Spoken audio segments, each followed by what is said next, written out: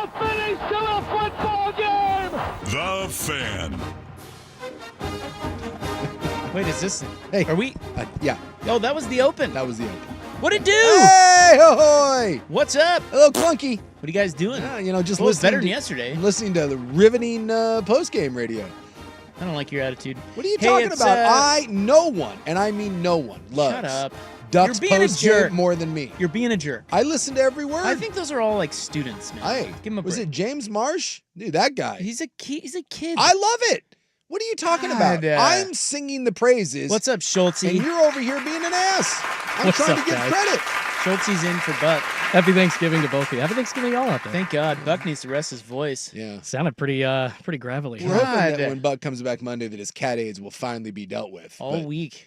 But he's going to go down. I think he's down to the coast, which probably Yeah. means he's going to be running his yapper around the family. He's probably going to come back worse. Isn't that salt water good for the throat? What, is he going to go gargle the ocean? Yeah. Get some Fisherman's Friend. Yep. All right, Wait, well, what's that? Those are like old cough drops, right? Like the old school cough drops. You can only get them at the coast? No, you can still get No. them at any Freddy's, but Yeah. I feel like the only people that use them are people at the coast. So. Fisherman? I've never heard of that. Fisherman's Friend? Really? That's from your guys' generation. I'm more of a Ricola. And I like the cherry halls. Those are I can't good. do cherry. No? I prefer the menthol. I think cherry is such a lame flavor. It's kind of the default medicine flavor, though, right? He's like, everything is cherry. I don't know why. I like menthol mint. I don't know why we settled on cherry as the de facto flavor, but Because it also freshens your breath. yeah, I could see that. Maybe if you're going old school, you do a little Vicks Vapor rub in there, just kind of open everything up. Do that. I don't even know if that's a thing anymore. Yeah, I don't know either. Well, no, it is. I saw an ad for it the other day. Yeah? Because it was kind of odd where this guy was rubbing the stuff on a little girl. Well, ooh. Yeah, well, I mean, he was the dad. Well, he was the dad. Okay. Man, But it's like, nah. With the fact that you said rubbing some stuff on a little girl, that alone Don't is clip just, that. No, please, go ahead. That's uncomfortable. Well, Schultzy is in for Buck. Yes. Thank you, Schultzy. Happy Anytime. Thanksgiving to you, you big sexy It bastard. would be pre-Thanksgiving, but Yeah, it's good to be in with you guys. Thanksgiving Eve. Is it really? The biggest drinking day of the year. I don't sense a lot of energy out of this show today. What are you talking about? Oh, I knew you guys were going to be mailing it in. That's I'm fine. not mailing it I in. am too. But Look, did you Oregon kidding me? post-game mail it in? Because if James Marsh didn't mail it in, I'm not mailing it in. I would never I'm doing mail the it show in. for him. I know people think we mail it in all the time, but we almost never do. No. well, people also think Ever. that just talking on a mic is actually Yes. easy when Oh, so easy. it's not necessarily. I like you come on in and No, try it to fill isn't, you 3 little hours of bitch. space.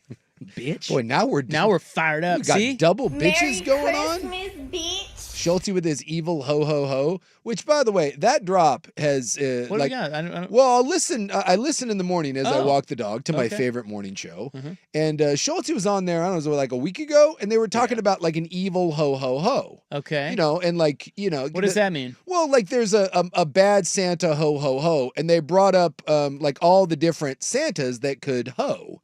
And Schultzy brought up the Christmas story ho ho ho, Mm-hmm. where he's like, you'll shoot your eye out. And I will say it's one of my favorite morning drops is Schultzy giving us an evil ho ho ho. This would be normally where we would I'm end. trying to find it. Yeah. It's on another page. I was trying to stall there, Schultzy. I saw you in there. I was kind of, You teed it up for him. I tried. An Odyssey station. There you go. One more time. All right, here we go. I thoroughly enjoy it. Just trying to copy, the Christmas story. Yeah. Because that's the most evil Yeah. There's not sounding many, Santa I There's can not think many of. evil Santas, but yeah, the Can you get the real clip and put them side by side? Yeah, I can do that. We'll see. where he shoves Ralphie down the slide with his boot. Ho, ho, ho. So every now and then I'll be listening and Schultze they'll hit us with a ho ho ho and it makes me smile. Schultze, I just want to say thank you for that. No problem. I'll put it on your drop page too. I like that. What? Well, anyway, thank God Buck's not here. Jeez, tired of that guy. So we got Schultzy, and we're gonna power through till about 7 o'clock. Yeah, we're gonna do it for you. And you're right. This is the biggest drinking day of the year. Yeah, I was shocker. I was pre-drinking for the biggest drinking day of the year. So I was at a bar last night with my buddy that owns a liquor store, and he said the last 2 days have been bat-ass crazy. Well, yeah. Just Thunderdome, which is good for him. But yeah, this he's is his Super Bowl. yeah, isn't this it? is his Super Bowl. This and through the new year. Yeah, but it's really cranking up. So the fine people of Portland, according to one liquor store owner, you are getting it done. So get after it. I think it's possible that we have more booze in our house right now than ever before. Really? Yeah, Yeah. because for the first time in many moons, we are actually hosting some fam. So you can't go dry on those sorts of things. You got to make Are sure you you're kidding? properly stocked. Dry. No, if you ran out. I know you can't have even No. the threat of going dry. No, you can't. You have to overstock. Yeah, you got to bring the like heat. overstock.com. Yeah. That's bedbathandbeyond.com now, isn't it? Yeah, I think Overstock it is is? gone, isn't it? They bought so Bed Bath & Beyond, the store, went out of business, and then Overstocks.com, basically their business is still in progress the same, but they bought the IPO of Bed Bath & Beyond. So yeah, the O is now BBB. It's now Beyond Inc. So weird. So when you go there's Beyond Inc., there's Bed Bath & Beyond, Baby Beyond, Kids Beyond, Zully, College Living. Wait, are you telling me Bed Bath & Beyond doesn't exist anymore? No, I think they shut down all the stores. Really? Yeah. Oh yeah, no, there's no way you can walk into one anymore. Great. Is it like a Sears, though? There's like one out there still hanging out? Unless somebody's doing the whole Blockbuster thing, Yeah. like they are in Bend, and just keeping it alive. I had a hot water heater go out like last year, and it's Kenmore. So there's a number on there, and I was like, there is no more Sears. So I was like, I wonder. So I called it, and there is still some sort of weird hotline thing. And it's like the nearest service for my hot water heater was like 400 miles away. And I was like, oh, don't think that's going to cut it. Don't think they're making the pilgrimage out. But maybe someone's got one of those Bed Bath & Beyond universal coupons still out there. You know, maybe you can still go get I feel like Bed Bath & Beyond was on 30% off the entire time. Something tells me there was a place to service your hot water heater closer than 400 miles. Not according to the number that I called on my sweet Kenmore. So I ended up servicing it myself. Well, should we break, Schultzy? What do we... Yeah, we're going to have a couple little shorty segments Yeah, in little here. shorties. Some extra breaks through all this. But yeah, let's... You got the shorties coming over for Got the Thanksgiving? shorties, man. Shorties and ho-ho-hos. And as someone is saying, be careful on the roads. There's going to be a lot of animals out there tonight. know. And be safe. Ubers and Lyfts. Hey, and... have they ever... We were talking about this the other night. Have they ever... Not from the bottom of the well, sorry. mechanic. Misfire. Have they ever done the studies on since Uber and Lyft have become a thing if Deweys and drunk driving are down? I don't know. Do you know if that's I don't. if that's affected? Well, I will. drunk driving? I do. I have a friend of mine who's a state trooper, and he has broken the DUI record 2 out of like the last 5 years. So at least on the fine highways of the state of Washington, the answer to that is probably no. Sucker.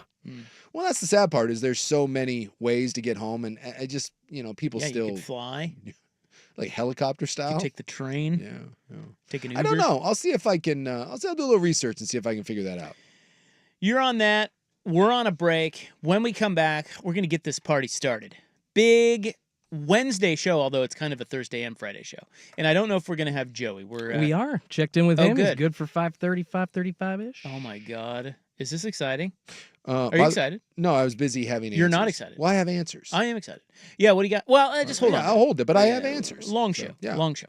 I couldn't get excited because I was busy getting answers. Okay. But now that I'm done, I'm excited again. All right. We will be right back. Thank you for being with us on The Fan. Oregon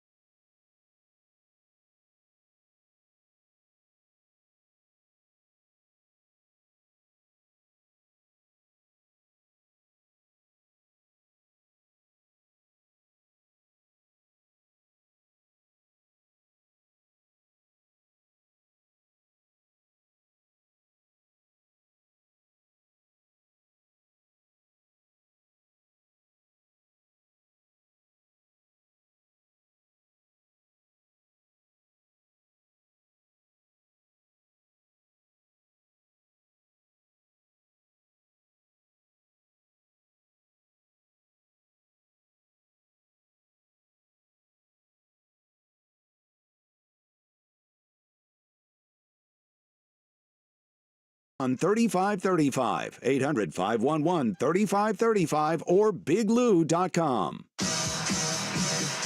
Bud Light presents a rivalry week edition of Primetime with Isaac and Sue Nothing easier to enjoy than that. Bud Light. Easy to drink, easy to enjoy. on 1080 The Fan. All right, Ducks win. Dana Altman, clearly a man of increase, as they beat San Diego State by 10 Yeah. points. Another, two now top 20, I guess top 25 victories. Were they ranked? I think San Diego State was ranked and wasn't. A&M was. A&M was. Wasn't San Diego State? No, I don't think not so. quite yet. I thought they were like 21. Maybe they beat Creighton, That was who A&M. was ranked. There you go. They That's beat what it Creighton, was. who was ranked. I stand corrected. Being a man of increase. Creighton was the 21, or was like the 21st. Hey, team, Ducks so. are 7-0. They look pretty good. Yeah. They can actually score the ball this year. Yeah.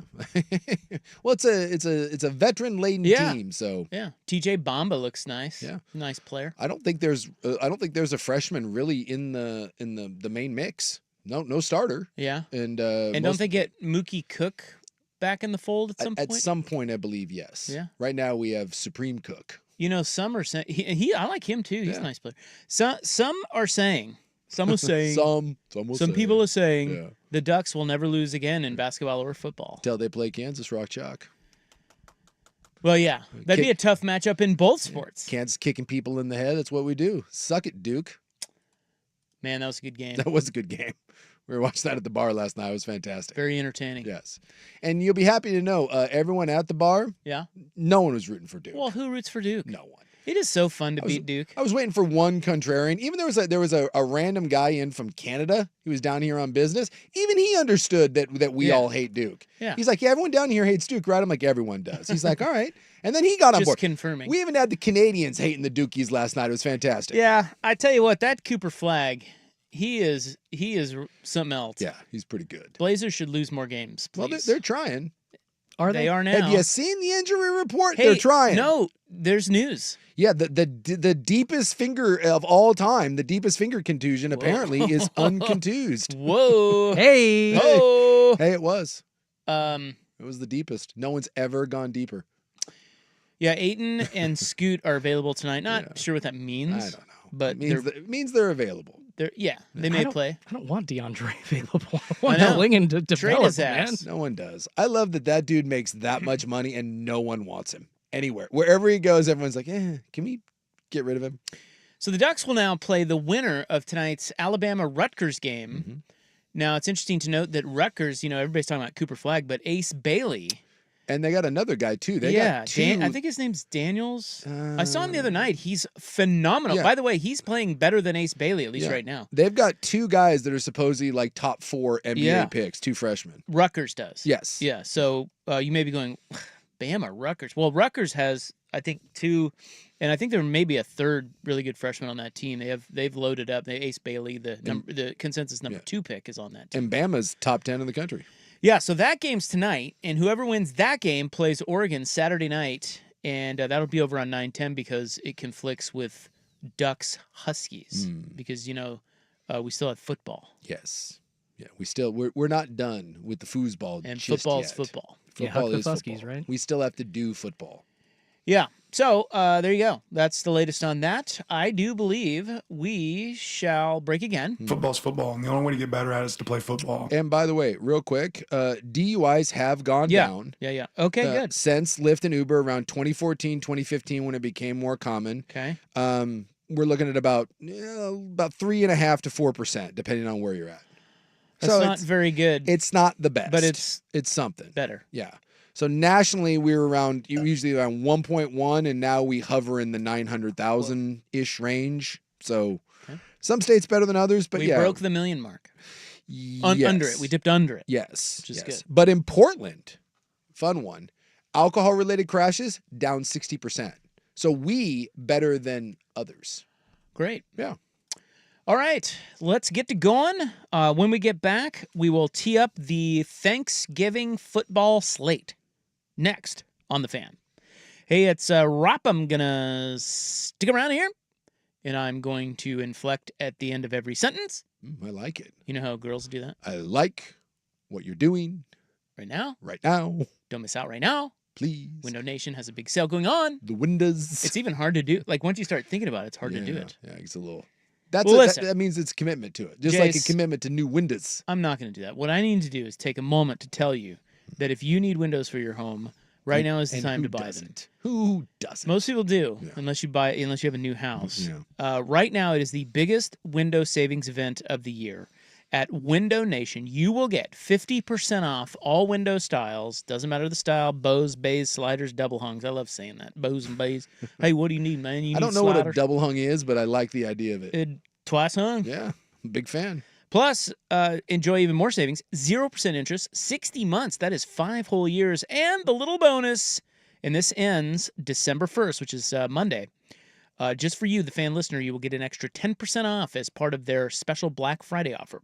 So if you do need windows and you've been putting it off, now must be the time to buy windows from Window Nation. This deal won't get any better. Go to windownation.com. That's windownation.com, or you can call them at 866-90-NATION. They'll install in a day or less. All of their windows come with a lifetime warranty. Please tell them you heard it from Isaac on the fan, 866-90-NATION or windownation.com.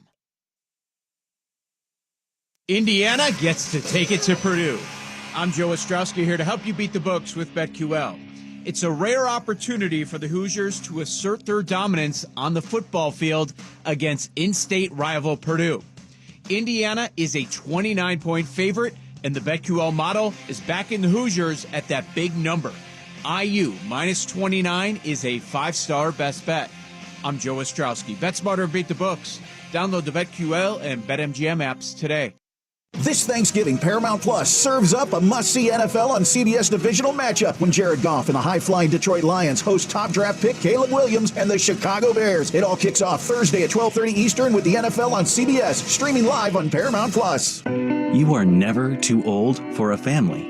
The Dave Thomas Foundation for Adoption is dedicated to finding forever families for children who have been waiting in foster care the longest. Learn more at davethomasfoundation.org. I'm Leif, owner of Leif's Auto Collision Centers. A recent survey found 90% of auto collision repairs performed at insurance-recommended discount body shops were substandard. Why? Insurance companies require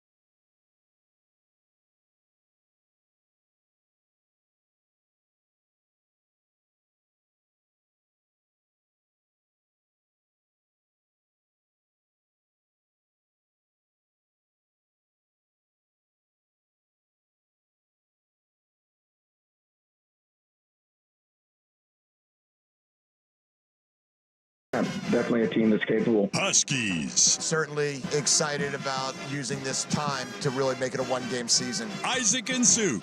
You will have to take the good and the bad with it, and we already have. Bud Light presents a rivalry week edition of Primetime with Isaac and Sue. Nothing easier to enjoy than that. Bud Light. Easy to drink, easy to enjoy. Enjoy responsibly. 21 plus. Rivalry week with Isaac and Sue on the Odyssey app and 1080. You're top of your helmet every moment. The Fan. All right, nice to have you along. A little Wednesday, little pre-Thanksgiving funk. There you go. By the way, Dylan Harper, the other Rutgers player, son of Ron Harper. Is that Ron Harper's kid? That is Ron Harper's He's kid. really good. Yes. I was watching him the other night going, whoa, I didn't know they had another. I tuned in to, I saw Rutgers was playing, I'm like, yeah. But then Ace Bailey, I'm like, oh, I'll watch this guy because he's supposed to be the number 2 pick. And that Harper kid stole the show. Yeah, well, I mean, Harper is 3 or 4 in pretty much every mock draft. Yes. So how the hell did Rutgers get 2 of the best players in? There was actually an article in ESPN about that like a week or so ago. They're just big on NIL. Well, and there's a family connection in the East Coast, and it was look, at the end of the day, they paid a bunch of money for it, but you know, that's everybody. Got to do what you got to do. But yeah, like in pretty much any mock draft, Flagg, Bailey, and Harper, and then there's usually like one other person thrown in there. Was it the kid out of Arkansas, was it Boogie Flan or whatever is in there sometimes, but Harper and Bailey are widely considered top 4 prospects. You know, it's just so interesting to me, and we'll get to the Thanksgiving football games coming up here, but I was watching Flagg, and, you know, while he shows all kinds of signs of being, I mean, like you can see he's going to be special. Yes.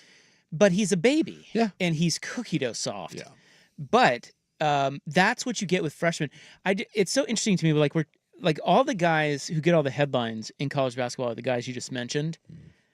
And yet it's so refreshing to me to watch college basketball. And it's a fun part of college basketball to watch the freshmen play and get their legs. But they look like baby deer out there. Yeah. And as a Kansas fan for so many years, I'm telling you, man, the one thing you can take to the bank is that the freshmen, the hyped freshmen, they're always going to disappoint you because they get way more hype than what they're willing or what they're capable of producing, at least in their first season. And sometimes it takes more than one season. Sure. But in this instance, these guys are so good, they're going to be gone. I think it's cool to watch, like, for example, Oregon. You mentioned every one of their players, with the exception of Shellstad, is a senior. Yeah. And you can see that when you watch them play. They don't turn it over as much. They're, like I said, there's no baby deer out there. They don't clank as many shots. They're guys that play roles like Biddle's just a guy that's been there for 4 years and he plays in the middle and he's just smart. Yeah. And Kansas is this. Kansas has the most experienced team in the country, which is why last night, I mean, a big reason why they beat Duke, even though Duke is immensely talented. Kansas is the most experienced. Duke is the least experienced. Yeah. And it's just really, I was texting back and forth with our boss, Jeff Austin, because we're both get off my lawn college basketball guy. Sure. We remember the day. We're huge college basketball fans, or were back in the day, and we just remember the days of guys staying for 4 years, and it's just a totally different game. Yeah. And so it's just cool to see some teams, because of transfers, you've got guys who are staying 3 and 4 years. Just at different places. They're just going to different schools, and it's actually really improving the sport, generally speaking, I think, because you pair those guys with guys like at Kansas or Oregon who stayed or who are sort of maturing, and now you have some pretty damn good teams that are pretty polished and well coached. Well, I think enough people have figured out too that, you know, and this goes back to the rise of the mid majors, right? That a lot of those mid major schools had kids that stayed for 3 and 4 years, and they were knocking off the blue bloods. And now those kids are all transferring. Yes, they're all their last year. Yeah. They're going to the Kansases and the Oregons, and so I don't know if it dilutes some of the mid major stuff, but it certainly adds a lot of pop when you look through the blue bloods. Now what you see a lot of these kids that are transferred from smaller schools that are juniors and seniors, and I do think it's going to make the game better. And I also think a lot of them are going to stick around longer, much like they're doing in college football. And I don't know what the NBA equivalent of this is, but they said that the NBA draft has a 30% reduction. Excuse me, the NFL draft, a 30% reduction since NIL in early entries.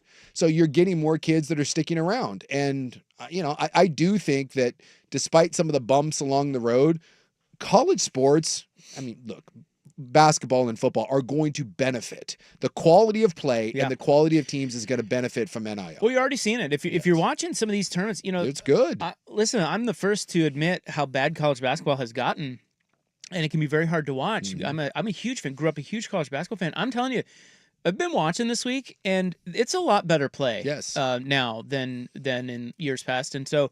I don't know, these tournaments are kind of weird. I don't know if you've been watching any. Maui wasn't, because Auburn just won the Maui Invitational. It was the typical bracket format. But this one that Oregon played in, there were like groups, and now they go home and play, I think, right? Like, because if they play Alabama Rutgers, I think that might be in Eugene. I don't know, because they're not going back to Vegas to play. No, I don't think so. So it's this weird thing where in Kansas they only had a one-off. They played Duke, and now they're back home. So it's a weird thing. Usually you play 2 or 3 games in a row, 3 days in a row, but they've changed. I don't know. They've kind of switched up the formats on them. And it's weird too, because some of these tournaments now, I mean, there's a couple $1 million on the line in these things. So yeah, it's strange. Basketball's changing, football's changing, but I do think in the long run it's going to be better. Well, I'll tell you this about Duke, man. Watch out for those dudes later in the year. Yeah, as they get older, as they grow up. Well, I just mean this, because that's what I'm saying. Those guys are all leaving. Well, but I'm saying, like, when you look at a team that's full of young guys, by the time you get to the end of the season, they are no longer freshmen. Yeah, Bill Self always says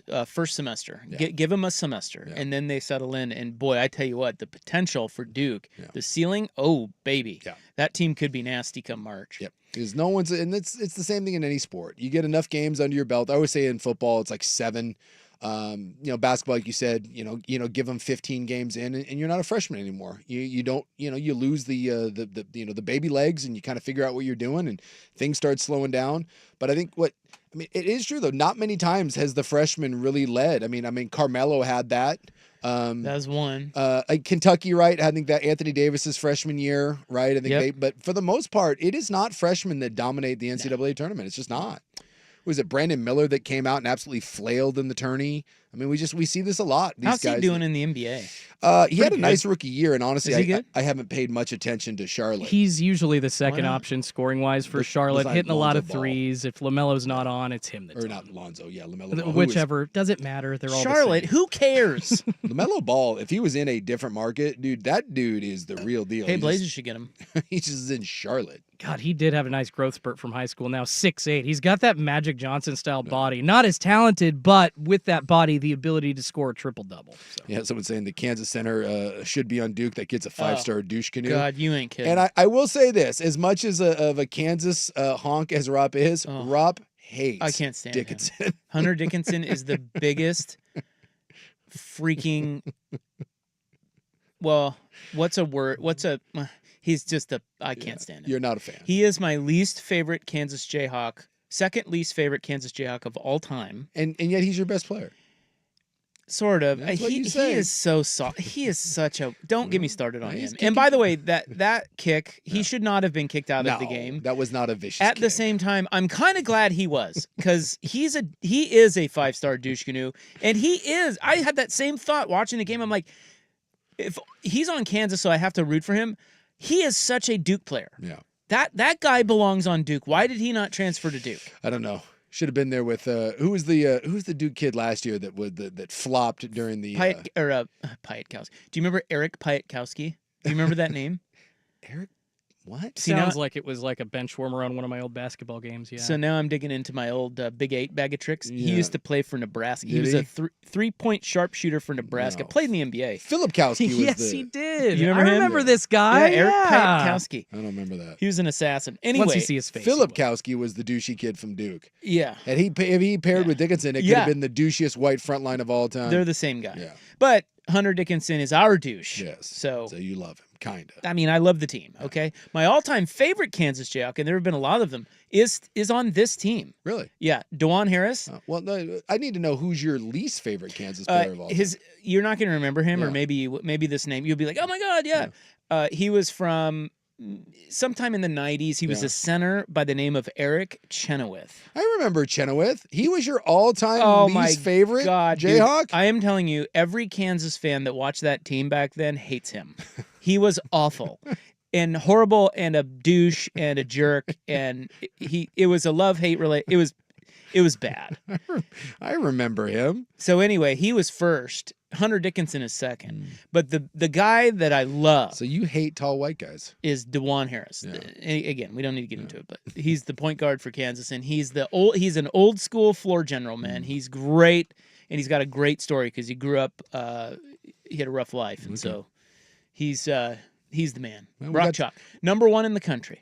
Got to nothing we wanted to, but I thoroughly enjoyed finding out how much you hate Eric Chenoweth. Yeah, can't stand him. What's he doing now? I'm sure he's. I'm selling looking it up. insurance. I kind of want to get him on the horn now and interview him. Don't put him on.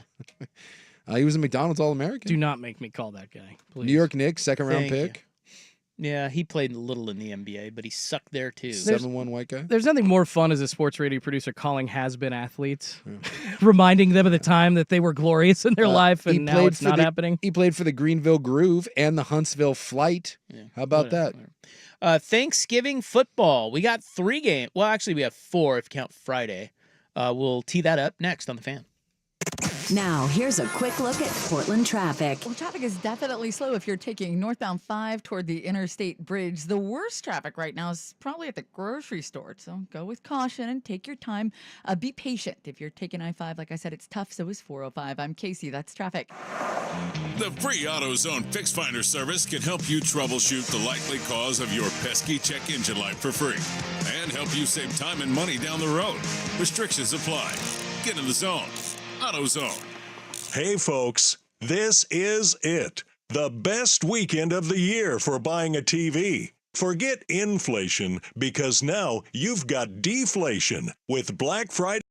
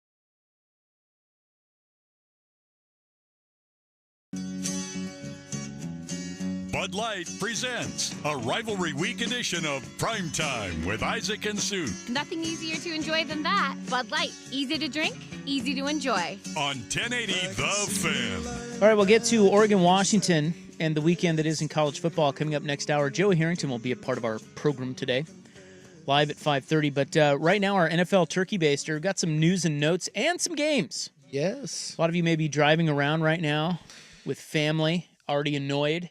Well, you do have the NFL tomorrow. I'm not going to say you have good NFL, but you have the NFL. Yeah, you got 3 games tomorrow, 1 on Friday. 9:30 is the first kick between the Lions and Bears. Look, the Bears are not good. Caleb Williams is interesting, and the Lions are the best team in football. And I don't know about you. Well, I mean, I like the Lions. I've made no secret about that, but that is the funnest team right now to watch. If I had to pick one team, independent, you got to spin a wheel, and you'll get the opponent. And I had to watch one team, I will pick Detroit. Kind of like Baltimore. Yeah. Baltimore's a little too, I mean, Baltimore's fun, but Baltimore is kind of chaotic. You don't know what you're going to get. Detroit has just been rock solid all year. I love the way they play defense. They're so well coached. There's a toughness to them. I love the versatility that they bring. They're exciting and they're aggressive. That to me will be one that I will tune in for. I'll be interested to see what Caleb Williams does against that Lions defense, which is really good. And I just like watching the Lions. Other than that, there's not a ton to like, although the Dolphins pack. Well, hold on. So keep an eye. 9:30 is Bears Lions. Yes. And we always get Detroit on Thanksgiving. Now that they're good. So I would bring to the table the idea that we should finally punt on Detroit and Dallas. Always playing on Thanksgiving. The Lions are good now. Because it's like the league should flex. I know they have to give I think it's 30 day or 3 weeks notice to flex games to Thursdays. Yeah. And I feel like that window doesn't open for another week or two. It's only like the last 3 or 4 weeks of the season. But they should be able to flex games to Thanksgiving because they got to have the most captive audience, right? 100%. On that day. That and Christmas Day, yeah. So why do we keep getting crappy and again, Detroit's not crappy anymore, so that's good. But the Bears are, so it's again, they just flip-flop. It's another crappy ass game. And then we get the stupid Cowboys against the Giants. Could you think of a worse game for us tomorrow? No. And that one's at 1. I honestly don't know if you could pick a worse game. You couldn't. No. And we don't even know. Even if you put the Panthers in the game, I'd rather watch that. Well, yeah, because Bryce Young actually looks halfway decent now, and that's something. We don't even know if Tommy Cutlets is going to go. He's a game time. No, he's out. It says doubtful. Yeah, they doubtful? said Drew Lock, which is probably better for the game. Hey, what about Tommy Cutlets? Yeah, Cooper Rush versus Drew Lock or Tommy Cutlets. God. 1:30. By the way, and then I looked up last year for Thanksgiving. So we had Commanders, Dallas, San Francisco, and Seattle. And that's good. Do you know what the average viewer of those combined games was? I'm going to say we're in the 30 million range. 34 million. Yeah. That was the average. Yeah. And the Super Bowl gets like 55 or something? Oh, the Super Bowl gets like 100. Oh. Yeah, it's a whole other. Like a third of the country. Yeah, it's a whole other thing. But 34 million people tuned in on average to watch Thanksgiving football. Although, and they give us Giants Cowboys. And they give us Giants Cowboys. Last year we had Commanders Dallas, which was just as crappy. Although that is so Dallas was good last year. Come on, league. Yeah, figure your ass out. I mean, Dallas. Normally Dallas is that's a marquee thing. It's just that you should have known better to put the Giants in there. And then, so those 2 games are the first 2 games, and then the Thursday night game. Well, tomorrow night, 5:20 NBC Dolphins Packers.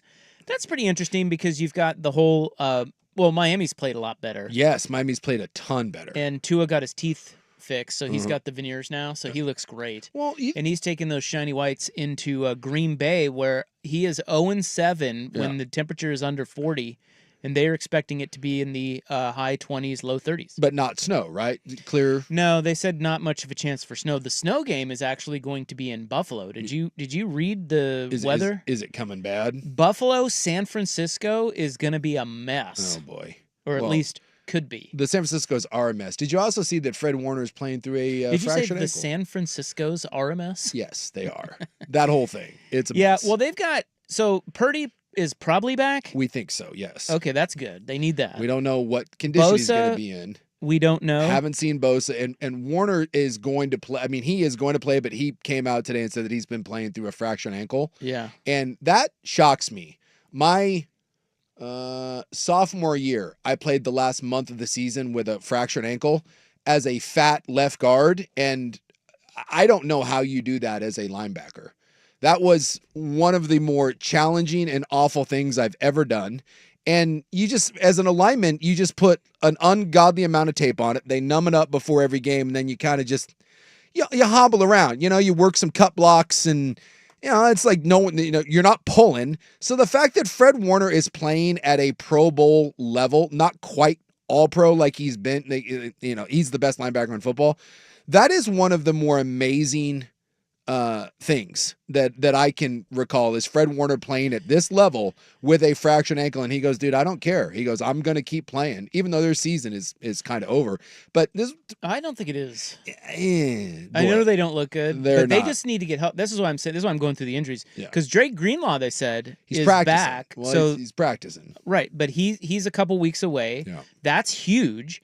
If Warner can stay out there, if Bosa can come back, if Purdy has to play. Yeah. And I think Kittle is back in there, right? I believe so, yes. So that gives them a chance anyway to get things right, because they're well coached. They have good players. It's just they've just been too beat up, and it's been discombobulated, and it's just been a mess.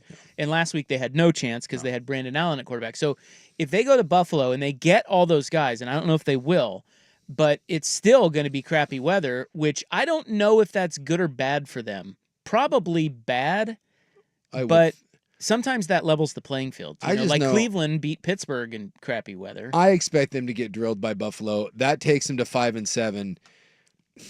I mean, they're not going to make it as a wild card team. There's too many good teams. You're going to get 2 from the East. You're going to get probably 3 from the NFC North.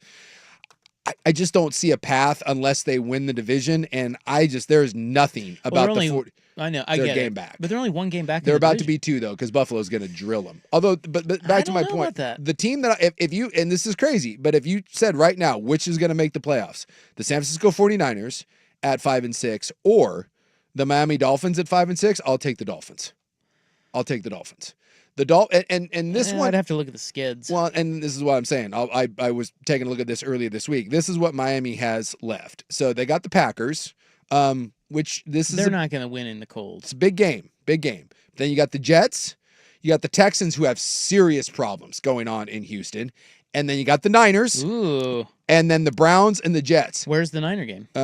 It's at home. Because that could be the deciding game in your question right there. Yeah. I think Miami, the way they're playing, and this one against Green Bay, remember last week I said there were some pivot games, Seattle and San Francisco. This one is a big one for me with the Dolphins because they have looked really good. This is my caveat. They've beat the Rams, the Raiders, and the Patriots, right? Like, that's not anything to hang your hat on, but they damn near beat Buffalo. Remember, Buffalo was 30-27. So we've seen them trending in the right direction. They've won 3 games against lesser competition. And if they can go into Green Bay and get this win, and Green Bay is good, Green Bay is not great. Jordan Love is having a CJ Stroud-like year where they're taking a huge step backward in his progression. He's one of the worst quarterbacks in the league against pressure. So if they can get this one, if Miami gets this game and they go to 6-6, Miami will be in the playoffs, and that is shocking to me with where they're at. I don't know, man. I feel like, so you read those last 6 games, 3 of those are on the road in cold weather. And that is bad for Miami. Yeah, it hasn't been good. And then one of them, so I'm going to make them prove it. I mean, I don't know if Green Bay, I don't know who wins. Put it this way, you actually have a decent, compelling matchup tomorrow. Yeah. Miami, Green Bay. I'd be inclined to take Green Bay, but because the Dolphins just don't win in weather like that. But maybe they do. Maybe they get that monkey off their back. But this is the 49ers. So the 49ers are at Buffalo. And look, Buffalo's as good as anyone in the league. You're telling me that the Niners are going on the road at Buffalo? I don't buy it for 1 second. And then you get the Bears and the Rams. Should be wins. At Miami. If you're going to get the playoffs, you have to win those. You have to beat the Rams. win those. And then you said at the Dolphins, which is that could be a huge turning point game. And then you got to play the Lions. Ooh. And then you finish up with the Cards. And that Cardinals game, I mean, that could be. Where's that? That's in Arizona. Okay. So I See, just think they have to win the division. I don't think they'll get in as a wild card. Well, I get that. I mean, they're 5-6. They've put themselves behind the 8 ball. And again, if they don't get healthy, they're just forget about them. Yeah. But they've got guys right on the fringe of coming back. And if they do, it's right about that time where teams do kick it into gear. And my God, is there one team that you could say is like has one of the higher ceilings for being able to do that? Yeah. It would be San Francisco. I've said this. If you write off San Francisco, you're doing it at your own peril because we've written them off plenty of times and they find a way. I don't know. This year. They don't look good. There's something. Even healthy, they don't. Yeah, it just doesn't. I just think this version of it, with no Ayuk, Trent Williams is a year older. McCaffrey doesn't look the same since the injury. Debo looks old and slow. I don't know. I don't love it. I was really hoping to see some creative stuff, and maybe Shanahan was so limited with what he had to work with, but they just looked so bad last week. And maybe Purdy coming back, but it's still not going to be 100% Purdy. I feel like this is a lost season for San Francisco. So then Friday, we have Raiders-Chiefs. Raiders-Chiefs. Yeah. And so in Kansas City, no Gardner Minshew. So O'Connell's dealing with a hand, and he says he can't really grip the ball, but he thinks he can grip it enough to play. So that should go great against the Kansas City. What defense. are we doing? They rise up against the Chiefs, though. Yeah, they beat them. Have you noticed that? They beat them last year, right on? I think they beat them on Christmas, and they almost beat them earlier this year. Well, and if the Chiefs are playing with their food again, absolutely. So watch this end up being. I mean, Carolina took them to the wire. Carolina had it within a field goal. Yeah, the Chiefs are funny like that. They go through these stretches where they're just like, we'll screw around, win by 3. I think they've had now, what is it? They tied New England. I believe it's either 13 or 15. I forget the number. How about we split the difference and just say 14? It's between 13 and 14. And it's an NFL record tied with some of those Brady Patriot teams. 13 or 14 straight one-possession games where the Chiefs have won. And I always say, when you're winning or losing close games, they will eventually regress back to the mean. The Seattle Mariners of the NFL. But I don't know if you can say that with Kansas City because they're 99 times out of 100, you're right to say that. But with Kansas City and like that New England team, they may just be the one where some teams just win. And it's championship medal, and they have the best third down quarterback of all time. And that may be enough. It's just like you keep waiting for it to bite them in the ass, and it really doesn't. And maybe they're just that good. I could see them winning this game. I could see them losing this game. One other NFL note before we move on to ITN. Daniel Jones has a new home. Yeah. Today. With a situation, he did pick a good one. Yeah. He ended up in Minnesota, if you didn't see. And I think when you look at what Kevin O'Connell has proven over these last few years. Here's the situation. He's a top 3 offensive play caller. He's a top 3 quarterback developer. And, if you're Daniel Jones, find a way to suckle at that teat, not just for the rest of this year. Find a way to stick around. Because if there's someone that's going to resurrect that horse crap career, it's that guy in Minnesota. Yeah. I mean, they're saying he's going to start on the practice squad. Yeah. Which means that he could go somewhere else. Somebody else could sign him off of that practice squad, which is probably why they did that. But it's interesting if Darnold got hurt and Jones went in there.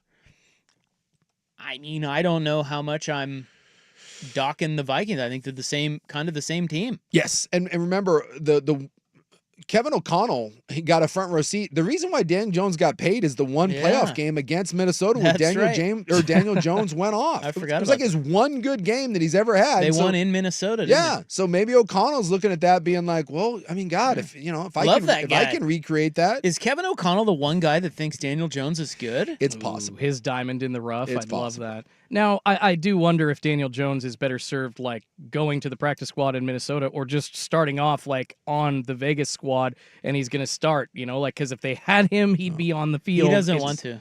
He said he doesn't want to. Yes. If he is smart, he will do whatever he can to stay in Minnesota. He's not dumb. I hear that. And he said he wanted to go to a winner, and Minnesota this is a way better path for him. Yes, and I do think it's smart to start on the practice squad, which they're only paying him $375,000. Yeah, he's already got his money. This is no sweat. It's not about money for him. It's no sweat off Minnesota's back. But he can also sit on the practice squad and then get picked off by another team should another team have a quarterback go down. So he's in it. That's a perfect spot for Daniel Jones, I would think. Yes. Raiders, he's just going to go get his ass kicked like he did in New York. Yeah, and it's not going to work. And it just he'll put up more bad numbers. And it's like when Baker went to Carolina and he realized, don't do that. Go to a place that you can play in a good system.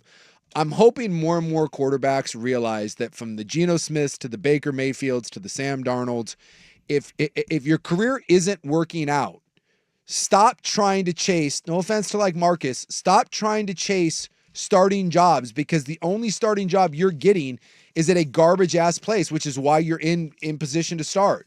Go sit, learn, develop, get your opportunity with injury, or get your opportunity at a free agency somewhere down the road, like Sam Darnold in Minnesota, who's getting a bridge quarterback. McCarthy goes down, and Sam Darnold may have resurrected his career and got himself a nice little payday based off of this. He's not a franchise guy, but I think Sam Darnold has changed a lot of opinions on who he is. all right, happy Thanksgiving football viewing. There you go. There's the slate.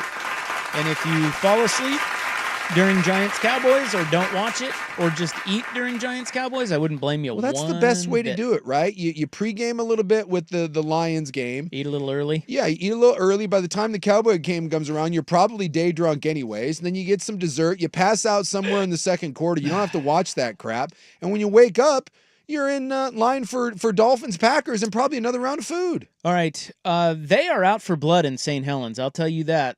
Next on In the News, here is Schultzy with SportsCenter. Bud Light presents a rivalry week edition of Primetime with Isaac and Sue. Nothing easier to enjoy than that. Bud Light. Easy to drink, easy to enjoy. Now, from the Fan Sports Desk, a SportsCenter update on 1080 The Fan. This update is brought to you by Laurelhurst Market Steakhouse and Butcher Shop. Make your holidays extra merry with a 28-day dry-aged rib roast from the best neighborhood butcher shop in town. Online at laurelhurstmarket.com. First on the Fan, the Portland Trailblazers in action right now, wrapping up a 5-game road trip in Indianapolis, taking on the Pacers. End of the first quarter, Indiana does lead. Portland is leading. Just looking at the score the wrong way. 31-26. So far, it's Denny Avdia and Anthony Simons leading the way with 7 points each and actually hitting a couple of threes. Delano Banton has 6 points off the bench. They were a 10.5-point underdog coming into the game, so we'll see if they can actually cover the spread there. On the College Hardwood, the Ducks beating the San Diego State Aztecs 78-68 earlier this afternoon. TJ Bamba leading all scorers with 22 points. They remain undefeated at 7-0 on the season. In the NFL, the Minnesota Vikings signing former Giants quarterback Daniel Jones. He's reportedly going to start out on the practice squad. That leaves the possibility open that he could sign with another team if a starting job opens up. And speaking of the Giants, their new starter, Tommy DeVito, is a long shot to be under center on Thanksgiving against the Dallas Cowboys because of a forearm injury. That means Drew Lock would be the starter with veteran Tim Boyle backing him up. More sports scores and stories in 30 minutes. I'm Schultzy at the 1080 The Fan Sports Desk. Listen live or on demand on the Odyssey app, the Fan's desktop player, or tell your smart speaker to play 1080 The Fan. The Hot Corner, now in its new time. Tuesdays at 7 after Isaac and Sue on Portland's sports leader, 1080 The Fan. Well, we all love things that are of no cost to us. No one. Right? There's nothing that Americans love more than free. Yeah, that's right. See a free T-shirt at an NBA game with some sort of weird bank logo. Paul McCartney, who is worth how much money? Almost $1 billion, I believe. He was going crazy for a free T-shirt at an NBA game once. They love it. Free is everything. And you know what is free? Yeah. You may not think it's free, but it is when you call these guys personal injury attorneys at The Advocates. They don't get paid until you win. I do love that you will never write them a check. The check will come from the insurance company. So get this. You're at a Blazer game, and you look down there, and there's Paul McCartney, and he's going freaking nuts over the free T-shirt. Shotgun T-shirt cannon goes over McCartney's head. It goes right through his hands, hits you right in the schnoz. You're busted open. You're laying there on the ground. McCartney's laughing at you. You're being mocked now. You've become a meme. What do? Call Donican. And it's free. Yep. And I'll tell you what. And they'll sue Paul McCartney's ass. Exactly. You think it's funny now, Paul? Wait till zip up that wallet, Paul. Your little zip wallet that you carry. I bet she does have a little zip wallet. He might. Yeah, it's disappointing. With his coins. What's not disappointing, though, is the Advocates. Really, no matter where it happened or what happened, if you've been injured, the other side has attorneys. You should have attorneys, too. And we can tell you from experience, these guys are great people, and they're willing to fight for you. And again, you'll never write them a check. So it is indeed free. If you've been injured, you need more than a lawyer. You deserve an advocate. Advocateslaw.com. You already know Motorsport Hillsboro has the largest selection in the nation.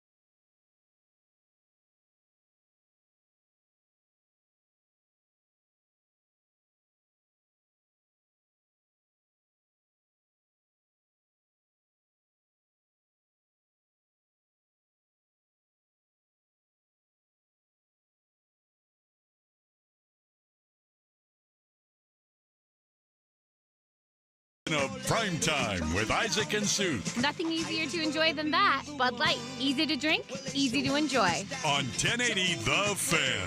All right, welcome back. Joey Harrington next hour. We're done for the rest of the week after this show, so you better listen hard. Enjoy it while you can. We'll be back Monday, though. I know, so you don't have to miss us then.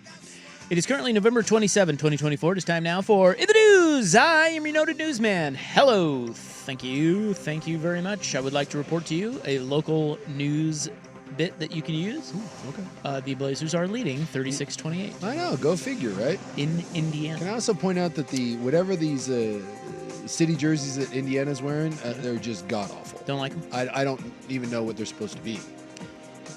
Yeah. I don't... I don't know. Pretty sure the Blazers are like 5 of 6 against the spread the last 6 games, man. It's pretty crazy. ATS? Yeah. You betting the Zers? Oh, I've been betting the Zers. You Not bet the like Zers tonight? everything about the Zers, but usually to cover the spread. And there's a sneaky one. I'll just give this out. Oh, Tamani free play. Kamara. Oh, boy. Schultzy's like, I don't know if I should do this, but I'm going to. Well, because I've gone play. 5 for 6 on Hell this. yeah, you have. Tamani Kamara, points, rebounds, assists, combos, they're offering pretty even money. Most books are at like a 17. And he's scoring 10, 12 a game. And he makes it up usually with assists and Schultzy rebounds. didn't want to get it out because that right there may affect his line going forward. Vegas is like, oh my God. Oh, they're listening to me. They're onto it. Oh, wait, is that the Jordan Schultz? Oh, no, that's just some chubby kid. Okay, no, that's not the real one. Nobody cares. You know Jordan Schultz, the Jordan Schultz that you changed your name to Schultzy for? Yeah. Because you compete with him? Did you know that's Howard Schultz's kid? Yes. Is it really? Yeah. He Like is the Starbucks? Yeah. Like Howard Schultz? Yeah, that's his son. He's a Nepo baby. I think I bitched about that specifically on this show. I want to be a Nepo Yeah, baby. that I just sounds don't- like a little bit of sour grapes. He's pretty good at what he does. Schultzy, you're just upset that you're not from that Schultz family. His wedding present was a $4.2 million high rise. Again, that sounds like jealousy. You're just bitter. It's not jealousy. What I'm saying is he got to the point that he is in because his daddy made the phone call. And then his daddy made the phone call. How do you know that? Jealousy. You don't know that. This is the definition of jealousy. I want his story. But he's never told it. I Maybe wonder why. Howard told him, hey. Sure, we'll get a book from Jordan. Go get your own job. Sure, we'll get a book from Jordan Schultz about the struggle that he fought through in sports media I tell you to what, get to the top. My God. I did not know of Jordan Schultzy, a.k.a. Schultzy's, hatred for one NFL reporter, Jordan Schultz. Just know, Schultzy, that the quarter zip of jealousy is an ugly outfit no matter who wears it. You're right, but how would you feel if y'all wanted to do your job like me and then you saw somebody with, it's Isaac Rupp and Jason Sukanik hosting a national radio show? It would be pretty torturous. Listen, man, Suk's right. This is an attitude that will not serve you ever.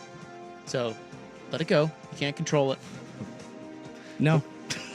Put on the Mariner jersey of optimism instead, and That's right. Yep. They signed what's his name? Drew Pomeranz, minor league. Oh, deal they or did? whatever. They signed Blake Snell? Oh, wait. No. Oh. No, that wasn't. Only the Dodgers got him. Juan Soto at L.A. in 3, 2, and 1. In the news brought to you by the Advocates Injury Attorneys at advocateslaw.com. Today is Blackout Wednesday because everybody likes to party. Woo! Biggest streaky day of the year. Yeah, right before Thanksgiving. And then we also have a National Craft Jerky Day. Oh. You ever eat craft jerky? Yeah, I love all kinds of jerky. You ever have alligator jerky? No, I had some duck jerky like a month or two ago, and I never had duck jerky, dynamite. Although that may have been more duck pepperoni. I kind of put pepperoni and jerky in the same category, and I probably shouldn't. Okay. You know? Well, they mean business out in St. Helens, man. Oh, boy. They are... Stuff's getting hot. The pitchforks are out. And rightly so. I mean, It's not good. Yeah, I mean, they had the two teachers sexually assaulting kids. They want blood. And the principal knew about it. And now this latest report is that the principal, her name is Dr. Katie Wagner. Turned herself in. St. Helens High School principal. Has turned herself in to the sheriff's office. Yeah. A day after she was indicted on criminal charges. So the people there are not backing down. Yeah. They're going after her. Criminal mistreatment and 4 counts of official misconduct. Uh-oh. Yeah, so I guess it's just that she was told of... Didn't do anything. Of some of these wrongdoings and sat on it. Yeah. And so they're saying, hey... You can't do that. You have to protect the kids. If you're an educator, and this is the whole like Joe Paterno type stuff. If you're an educator and someone comes to you and is like, hey, this is going on, and you're like, nah... Apparently, that's not just like one of those. It's up to you, like a discretionary thing. No, that's against the law. So old Doc Wagner is in some trouble. The St. Helens School District said in a statement that it has launched an independent third-party investigation to thoroughly and impartially determine what occurred and why. Now, to be fair, old Dr. Wagner has pled not guilty. Yeah. So, well, I would too. I mean, she got her day in I bet court. she's stunned. Well, it's shocking to me whenever we see these sorts of things. And look, we don't know who knew what and when, but clearly people knew that things were going on and no one did anything. And that always stuns me when we find out that like child rape is being thrown out there. And when people are like, you know what? That's a problem. I do this all the time. That's a problem for future Sukanik. I'll tell you what, if someone comes to me and is like, hey, someone that I'm overseeing and that's the accusation. No, that's a problem for now, Suk. That's present Sukanik. You can't kick that one down the road. And yet it happens all the time. So she is out on bail. Yeah. And she's going to fight it. Yeah. They're going to find out what occurred and why. And my guess is they will now get to the bottom of this because people are getting arrested. They're saying final report will be complete in 45 to 60 days. And I'm guessing that it won't be the St. Helens school that will be investigating itself. I'm guessing this will. Well, like I said, it's a third-party independent investigation, and the findings will be released to the public. Yeah. Look, none of these people are safe. And my guess is there's probably another couple people that some heads are going to roll. There's no way it was the teachers and the one principal. This was probably an ugly little concave here that was happening. More often than not, multiple people knew. Yeah. And they just didn't say anything. Or it was, well, I heard about it, but I didn't really act on anything. Yeah. And believe me, people start ratting each other out. Yeah. Yeah, dude, when the ship starts sinking, the rats are going to scurry and we're going to start pointing fingers. Local official threatened with a bomb. Wow. Yeah. That's next on The Fan. The home of Dirt and Spray. I'm Dirt. Thank you, Jake Dicker. You may be saying it just for the week because your team's playing them.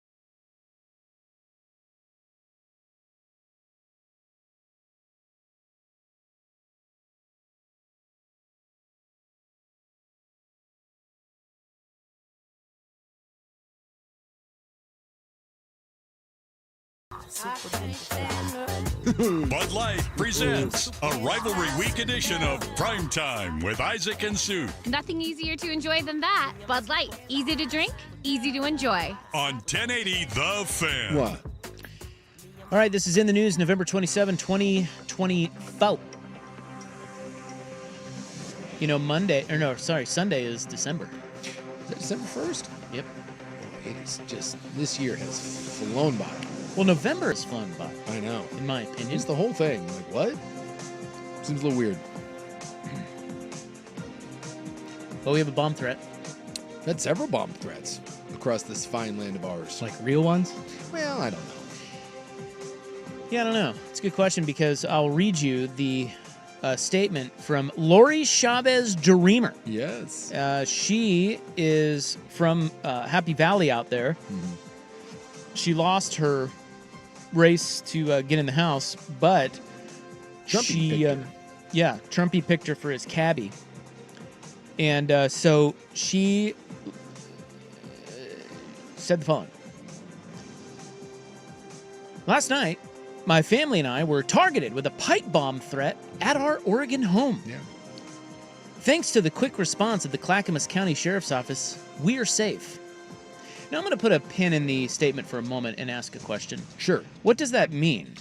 Does that mean there was a bomb and they came out and defused the bomb? I've read multiple things on that asking the exact same question. The only thing that I've read on this is the Clackamas County Sheriffs confirmed a threat. So they were safe all along and she's overstating it? I don't know. It sounds like they were called and this was brought to the attention of law enforcement. And then they case the joint and say, hey, you're fine, you're good. That's what I would guess, but that's just a guess. So they could mean one of two. My guess is if a pipe bomb was indeed found, they would have stated that a pipe bomb was found. Right. The fact that you confirm the threat simply means that the sheriff's office did confirm that someone said, hey, yeah, I'm going to blow but you up. But she's insinuating that, boy, the quick work of the Clackamas County Sheriff's Office is the only reason we're safe. I don't know that that's entirely I don't know if that's entirely true either. But So continuing on, she says, we deeply appreciate their dedication to protecting our community, especially as the Thanksgiving holiday approaches. This kind of violence harms not just the intended targets, but entire communities. It is unacceptable way to express opposition, and it will not deter President Trump and the team he has assembled from doing the work on behalf of the American people. Ooh, well, I got a statement from the FBI giving a little more clarity. Okay, what do we got? Because there were three. There were others. There were others. And so... Other of his cabinet picks. Yes, of his cabinet picks. And he's been getting death threats. Yes. Well, and someone did try to... Well, someone didn't try. Someone did shoot him. Hey, could I bring up... We were just talking about this yesterday. Yeah. Do you find it odd... So Trump was almost murdered. Yes. Do you find it odd that someone died there and they don't ever say a thing about that person? No, they had a rally there like a couple weeks later, and then like he kissed his uniform and all that, and then it just kind of went away. So no one ever says a thing about that guy. No, that died. Yeah, some dude was just sitting in there and he took one in the head. Yeah. So this is 3 senior law enforcement officials briefed on the incident. So they're calling these swattings. Yeah, they go in and they make sure there's no real threat. Yeah, so the incident involved multiple Trump allies and multiple FBI sources said that these were not credible threats. No devices or physical threats were found, and some of the threats may have come in over social media. The threats did not involve U.S. Secret Service protectees such as Trump or Vice President-elect J.D. Vance. Said it is aware of numerous bomb threats and swatting incidents targeting incoming administration nominees and appointees, and they're working with our law enforcement partners to take all potential threats and blah blah blah. But yes, no, doesn't sound like anyone posted a note to like a front door. No devices were found. This coming from the FBI. I would just like to state that I believe that the Secretary of Karen's, Lori Chavez DeRemer, has issued a misleading statement. Yeah, probably. Well, I mean, it's. How do I want to phrase this? I gotta be careful. Ahoy! This can be used as positive press for you, right? It demonizes, a side. It kind of builds you up. You get a chance to praise law enforcement, and you lean into it a little bit. How about that? Yeah, her campaign manager was salivating when they saw the opportunity to put out a statement and to craft it in a certain positive way. Yeah, because it's the idea of like, I'm so dangerous to the establishment, and so, and the loonies on the other side, and, I like loonies. The loonies. But she's fine. So she's fine. I do know that. All right, guys. Well, that's going to do it for In the News for November 27, 2024. Hey, DeAndre Ayton looks happy to be playing basketball. That's breaking news. Well, that's what happens. You get to take like 3 weeks off because of I don't think he does look happy. He was just really excited, high-fiving before he took that latest free throw. So that guy. He's ready to dominate. The Hot 5 at 5 is next on The Fan. At the Home Depot, we know Saturdays are for college football. That's why we have everything you need to never miss a play, like Bear Dynasty.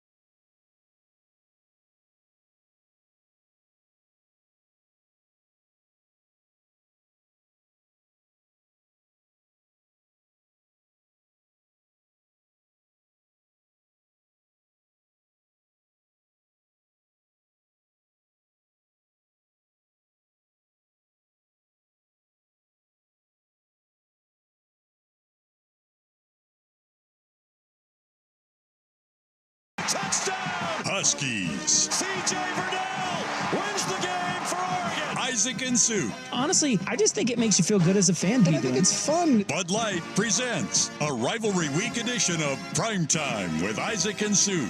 Nothing easier to enjoy than that. Bud Light, easy to drink, easy to enjoy.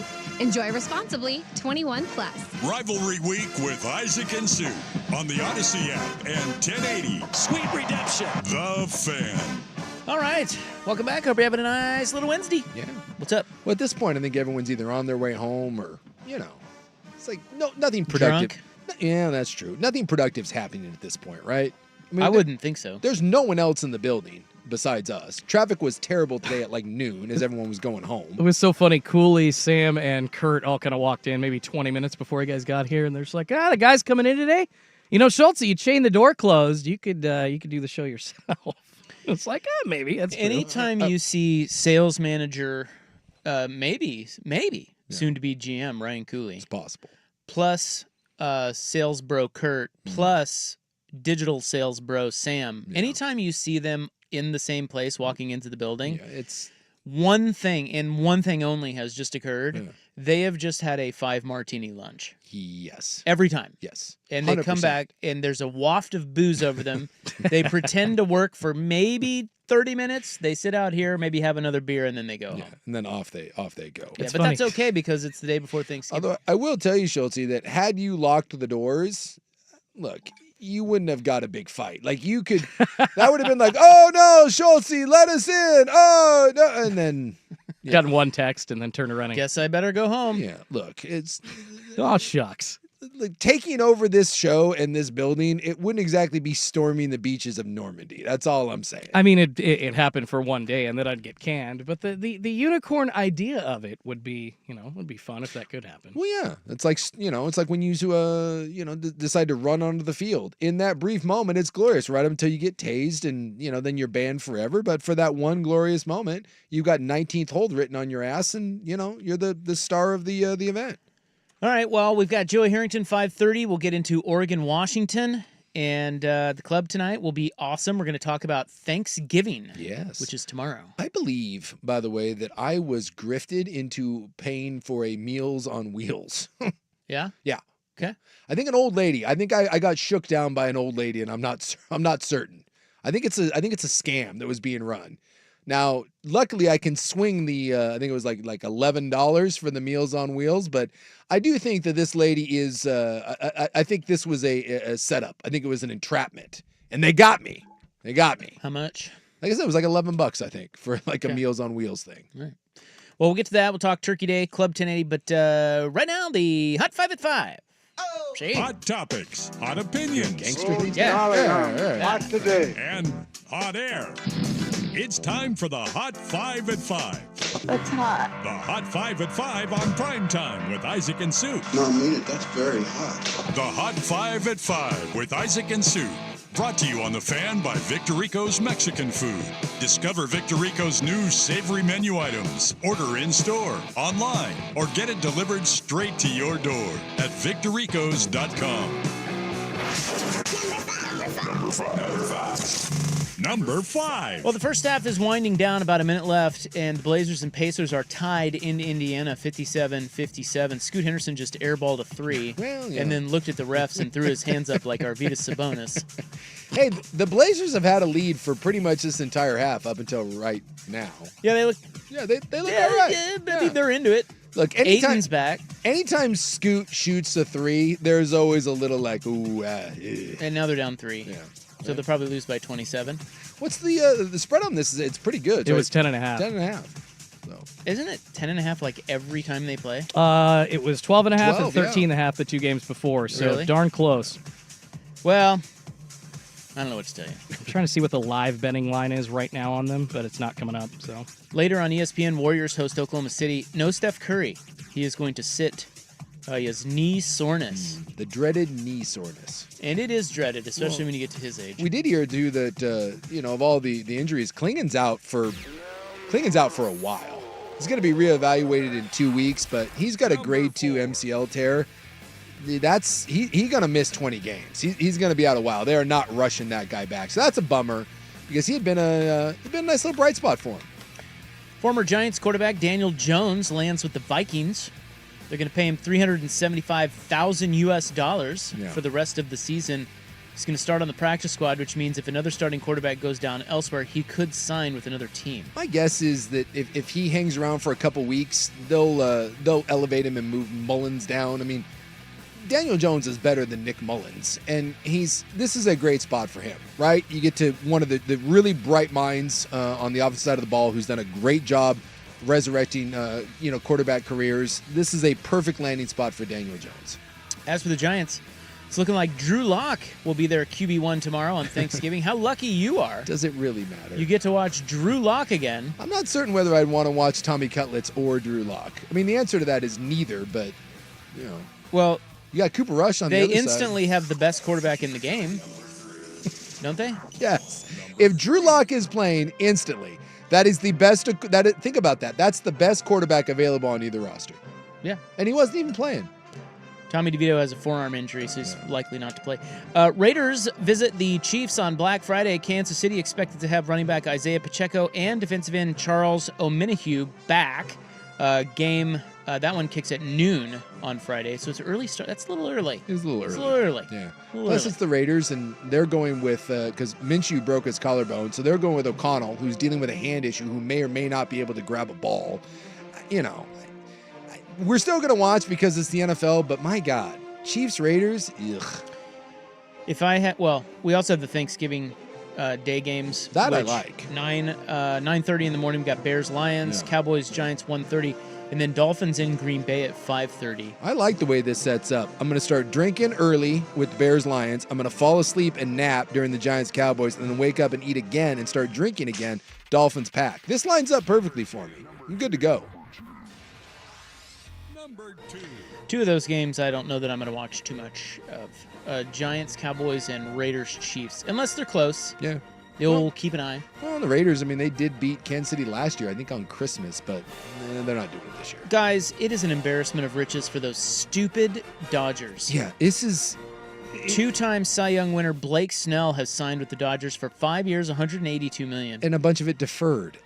He will join a rotation that already includes 3 other aces. You have Shohei Ohtani, Yoshi Yamamoto, and Tyler Glasnow. And let's also not forget that the Dodgers are the favorite to sign that Japanese superstar pitcher, Roki Sasaki. Yeah. Because they already have Yamamoto and Ohtani.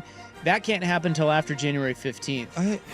Can you think of another time when a pitcher as good as Jack Flaherty was an odd man out in a rotation? No.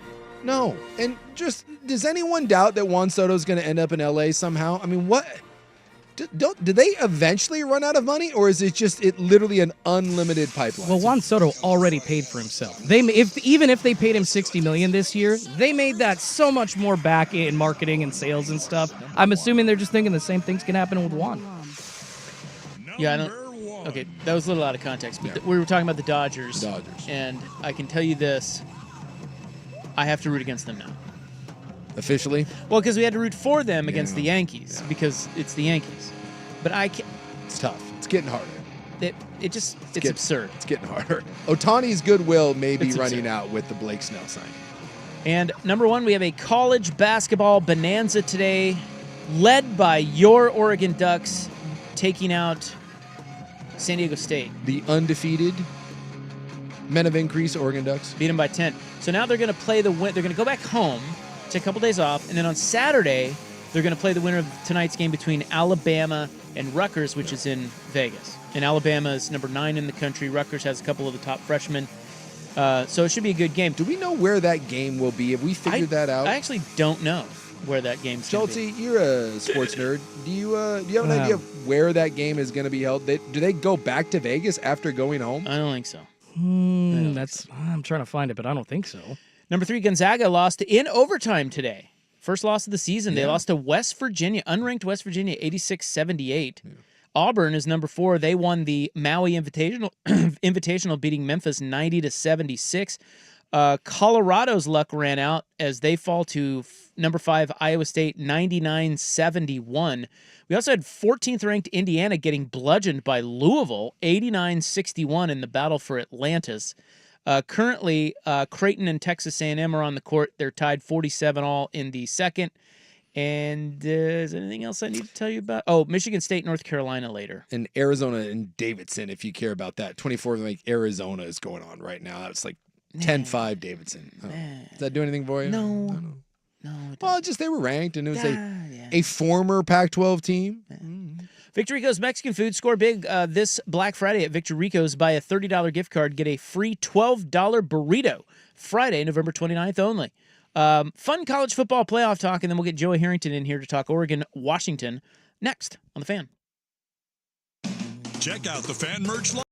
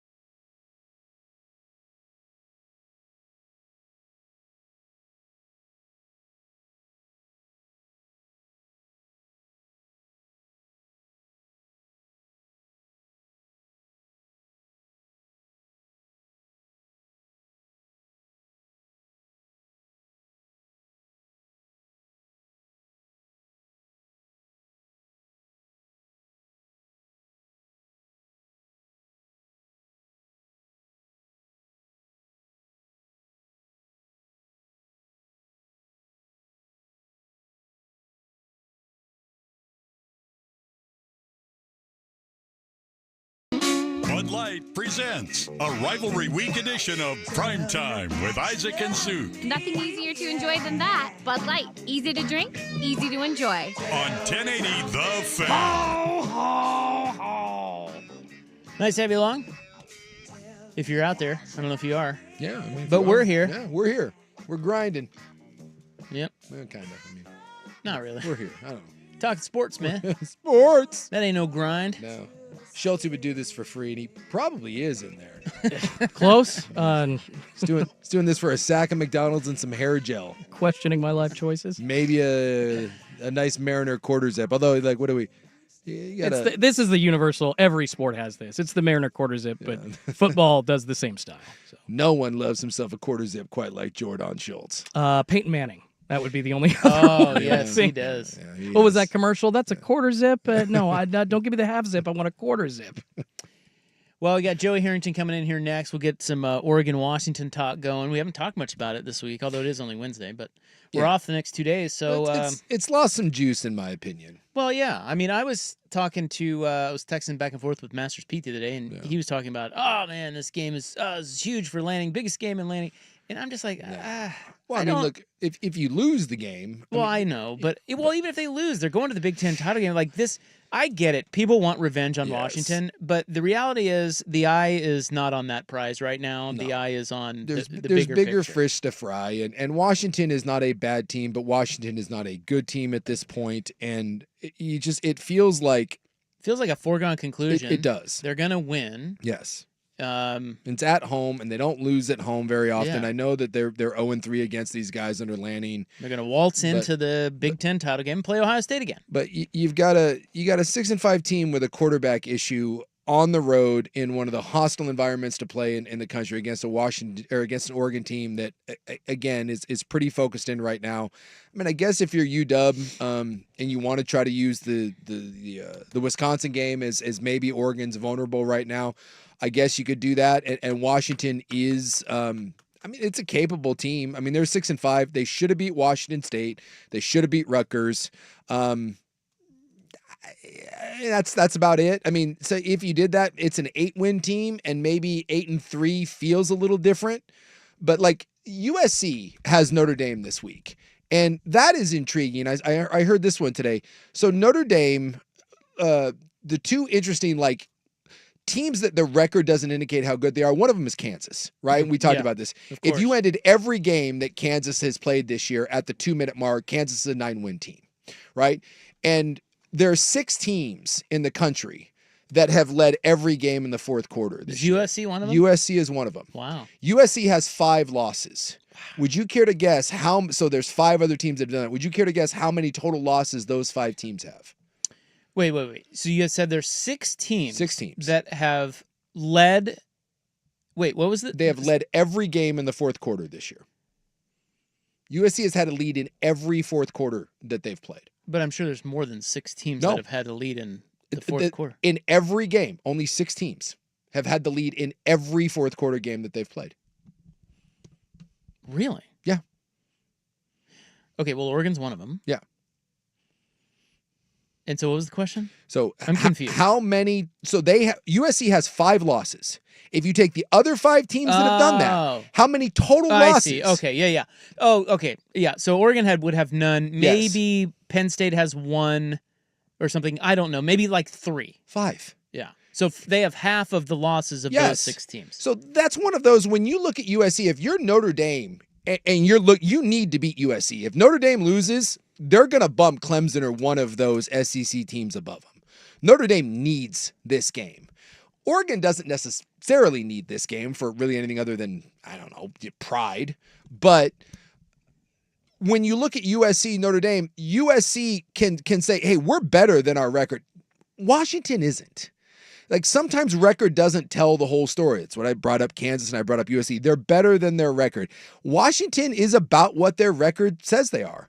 You could make a case that one of those games, Rutgers or Washington State, that statistically Washington was better and they let those get away. But this is just not a great team. They don't do anything particularly well.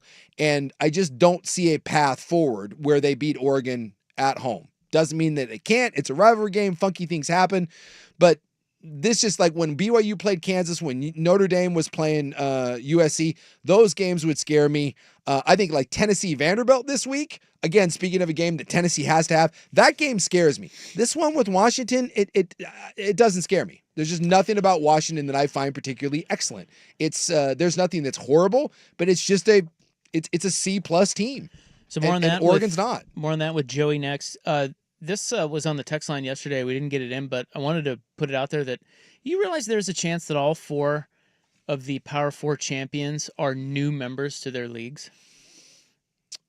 Oh, well, the Big 12, right? Obviously, with Arizona State, Big 10, ACC, yeah, SMU, and then Texas, right? Yep, that's right. I'll be damned. So if Oregon, SMU, Arizona State, and Texas win those leagues, every one of those is in their first year as a member of that league. What a strange little world we're living in. And we talked about how, the teams were going to struggle. Like even Texas, like there was an idea that Texas was like, well, you're in the SEC now. Well, Texas is 1 loss. And, well, Oklahoma's struggling. Yeah, Oklahoma is struggling. So I think it's a lot about timing. Yeah. Like Texas had it cooking no matter what. Sure. So well, and I think some of those leagues are down. Certainly there's and not. Oregon is the same. Yeah, there's not a dominant league. There's not a dominant team in the Big 12, not a dominant team in the ACC. And I don't think anyone would argue that this version of Georgia, this version of Bama, this version of Tennessee, this version of Florida, it certainly is not a none of those teams would say that this is anywhere near their best over the last 5 to 10 years. So yeah, you probably picked a pretty good time to come in. And if you're Oklahoma, you're probably sitting there being like, oh my God, if this is the bad version of the SEC, what the hell happens when they start cooking? Well, if you're looking for the biggest games this weekend in terms of playoff implications, you'd have to look at Texas A&M first. That's the winner of that goes to the SEC title game against Georgia. Yeah. The game's in College Station. And Texas is probably fine regardless. If Texas loses, they're still in. If Texas A&M loses, obviously they're out. They're done.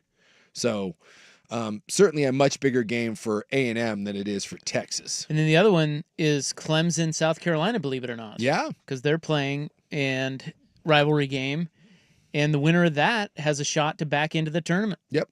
Well, and Clemson has a chance to back into the ACC championship game, let alone back into the tournament. But yeah, if you're Clemson or you're sitting there looking at Notre Dame or looking at Tennessee, those aren't layups. Tennessee at USC Tennessee at Vandy. Tennessee at Vandy and Notre Dame USC.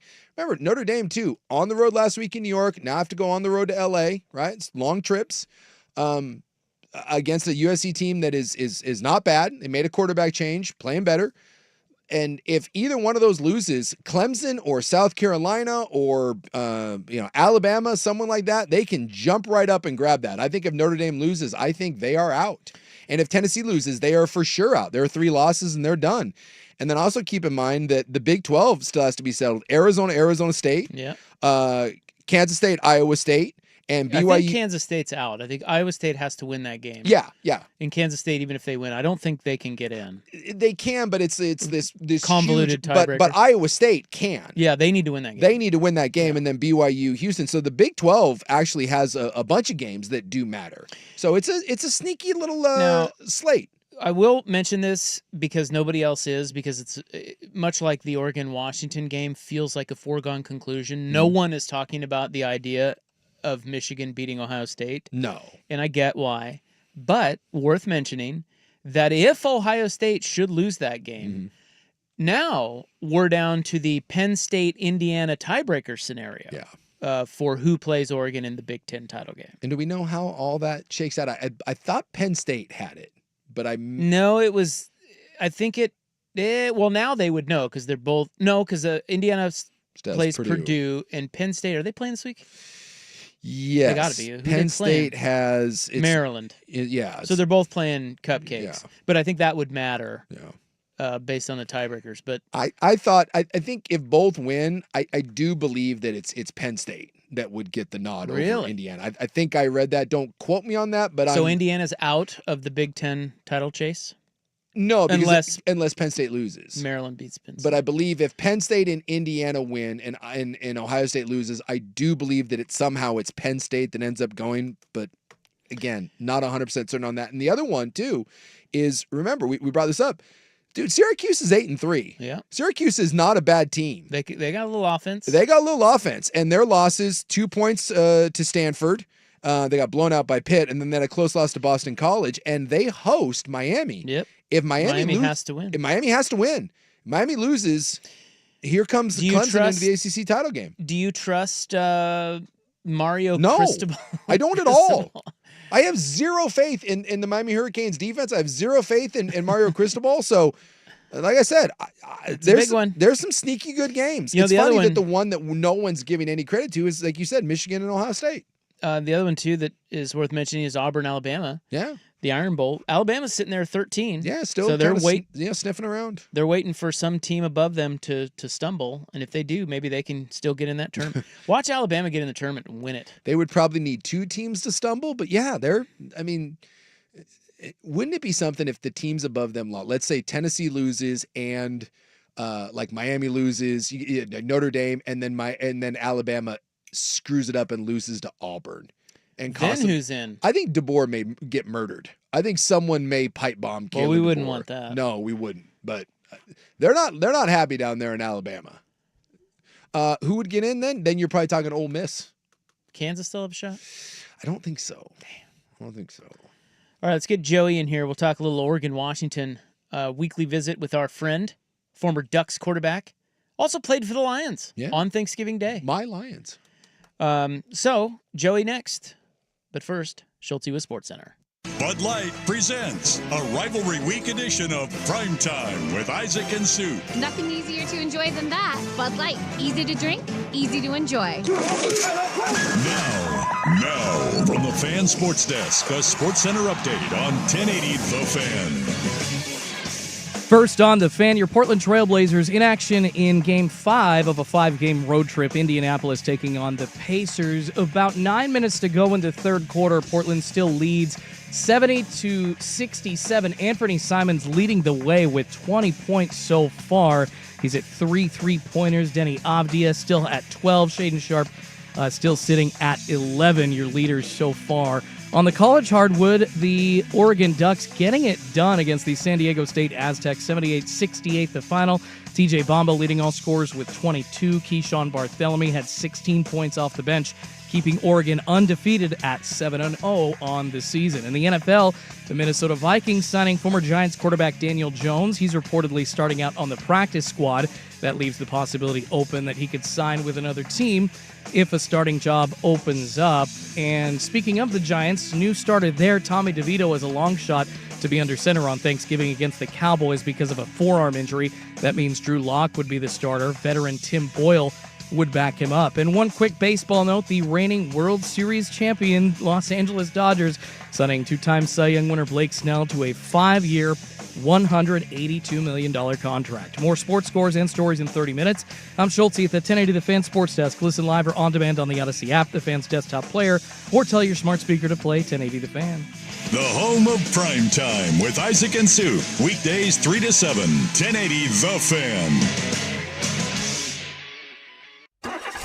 It's time for Who's Leading the Charge. A look under the hood at the coaches, players, and teams getting it done.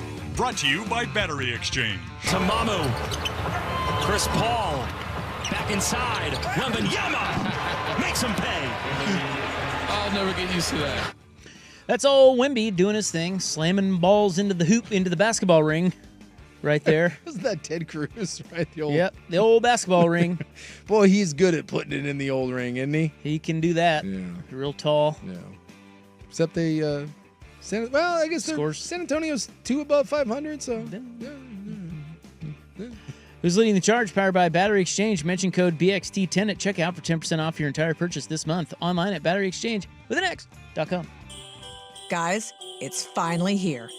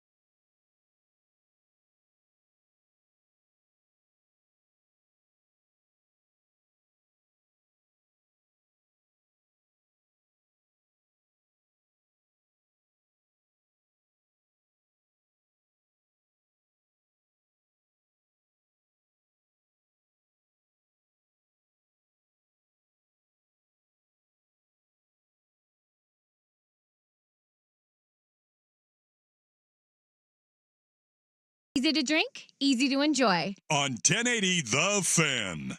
Story time with Joey on 1080 The Fan. Well, it's not story time. It's Football Friday. Maybe a mixture. But whatever. It's not Friday. No, it's not. Right. It's not any. How can it be Football Friday if it's not Friday? That's true too. So what are we even doing? I don't know.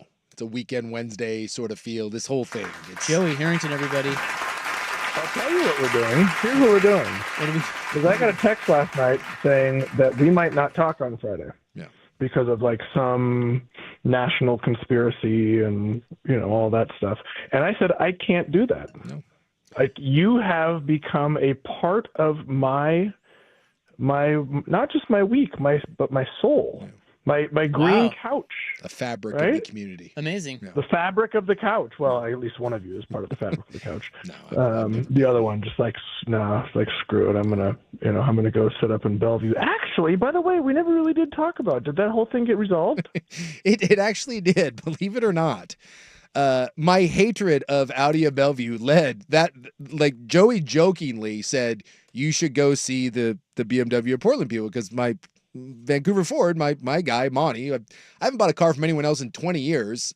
He sold. So I don't have a car guy anymore. And Joey was like, you should actually go see the BMW of Portland people.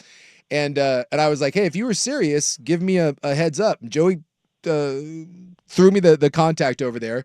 Laurel. Yeah. Okay, so let's give a little context here. Laurel Kessler is probably, okay, if we go Steve Prefontaine, Steve Prefontaine may not be the best athlete because that Ashton Eaton is probably the best Oregon track athlete of all time. If you hold the world record in the decathlon, like you're technically the greatest athlete in the history of the world.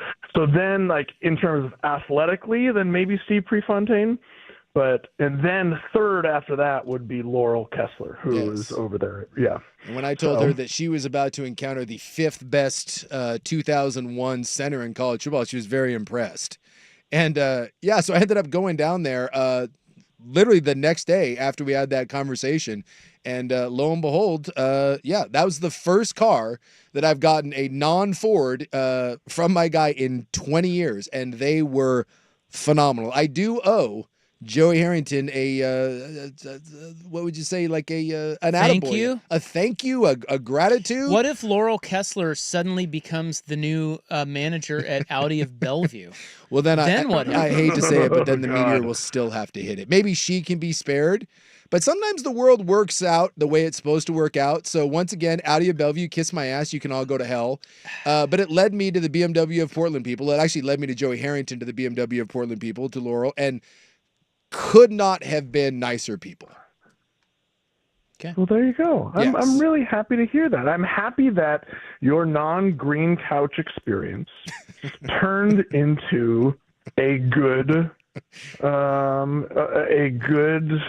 experience. And that is true. The reason I wasn't able to go on the green couch was I was at Audi of Bellevue with that whole mess, and that's how I was not able to attend the green couch. But now, me and Joey, we share a different bond. We share a love, a special kind of automotive love that goes beyond green couches.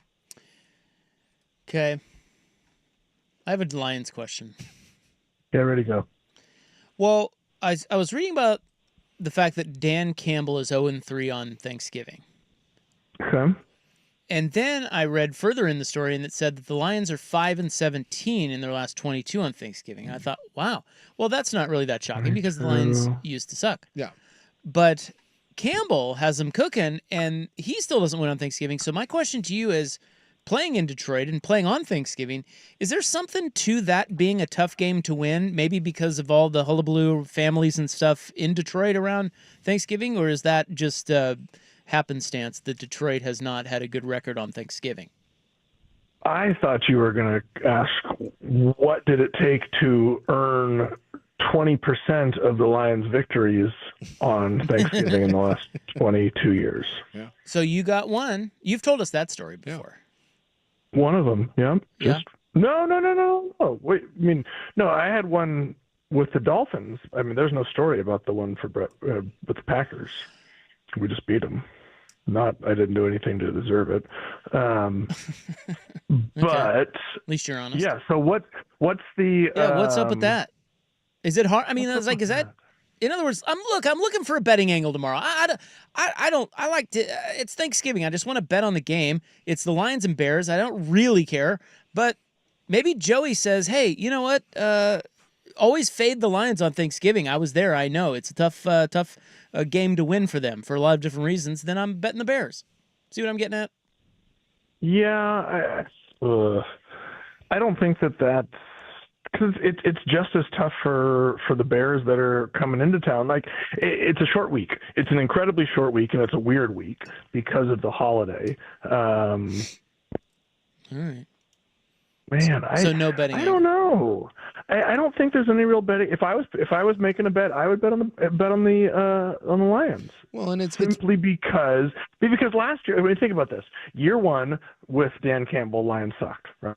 They started like 1-73. Like year two they were a little bit. It wasn't until the end of last year. It wasn't until like December that they were really rolling, right? Yeah. So it's not like the Lions team that we're seeing now is the Lions team that is anywhere near the Lions teams that have played on Thanksgiving the 3 previous years with Dan Campbell. So there's your betting angle. Take the Lions. Well, they were 8-2 last year, and they lost to Green Bay on Thanksgiving. Yeah. Although Green Bay was a good team, and Green Bay was an ascending team too. I mean, Green Bay started cooking at the end. The problem was they didn't cook a Thanksgiving meal while they were playing the game. That is what guarantees the victory against Green Bay on Thanksgiving. That was I do remember. That's right. I did tell you the story of having a turkey in the oven while I was playing. Yeah. Got it. Is it one of those things now too with I mean, everyone at this point is played on a Thursday. Is it with the holidays, is it any different than a normal Thursday game? Because that always favors the home team, especially this late in the season. You know what? Maybe okay, I'm trying to think. Like, I'm honestly trying to think of like what was going on. Yeah. Here's the thing. Maybe if you are playing at home on Thanksgiving, then you have family in town. Right. Then you have the holiday coming up. That like you have. If you are on the road, what do you got? You got the same hotel food that you're going to get. This is what I was asking you. There may be something there. Maybe on this Thursday, maybe the holiday Thursday, maybe it is a little.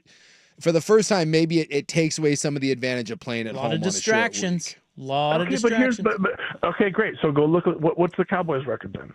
Because if this is too circumstantial, or this is too. I need more data points. Yeah. Right. I need a larger sample size. That's the word I was looking for.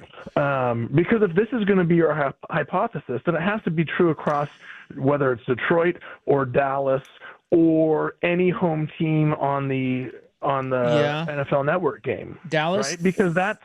I have the record here. They are 33, 22, and 1 all time in their Thanksgiving Day games. Okay. Well, there you go. Your hypothesis sucks. Yep. So it's just that it's Dallas not an was angle. bad, or excuse me, Detroit was bad. Yeah. And okay. And so you bet the Lions. I just think anytime you're talking about this short week, there's going to be a massive advantage for the home team. It just is. It's Thursday football should be abolished. You constantly get bad games, and it's very hard. I mean, you get guys on Thursday that are just starting to walk from last week, and people don't realize those extra 2 or 3 days, what that does in recovery and making guys available.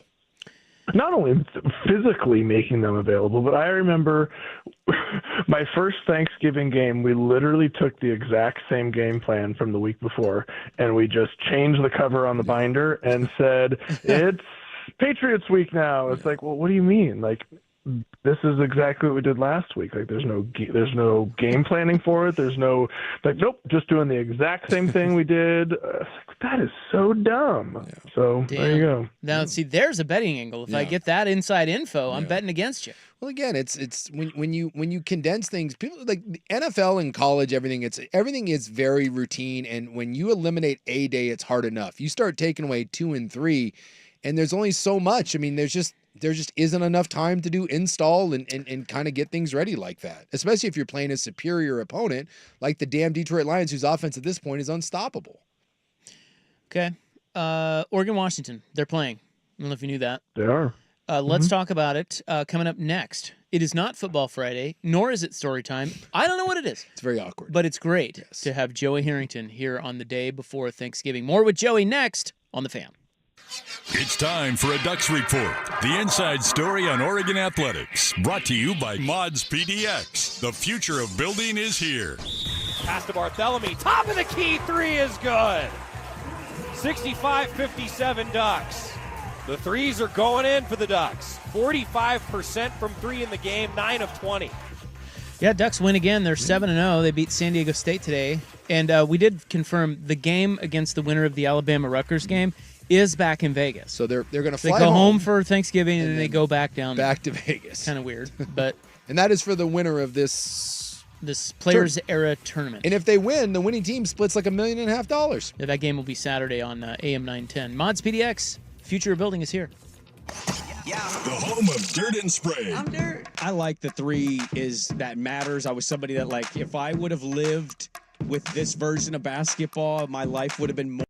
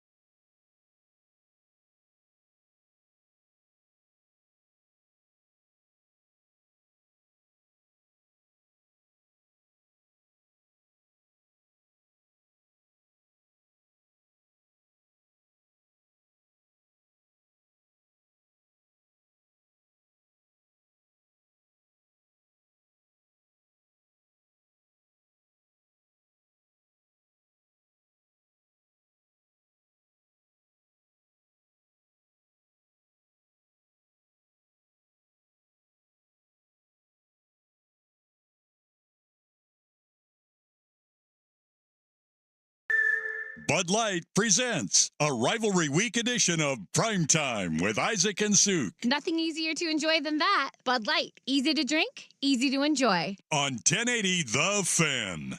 Story time with Joey on 1080 The Fan. All right, Oregon taking on Washington Saturday. We finally made it to Husky Week. It'll be here on the Fan, 4:30. I just counted up. I was looking back at the Ducks schedule, Joey. This is the 7th game that feels, and you may disagree with this, but it feels like this is the 7th time this year where we are discussing a game that really has very little juice, and the Ducks should win by double digits, and there really isn't a lot of doubt about that. Do you agree with that, or is this different because it's the rival?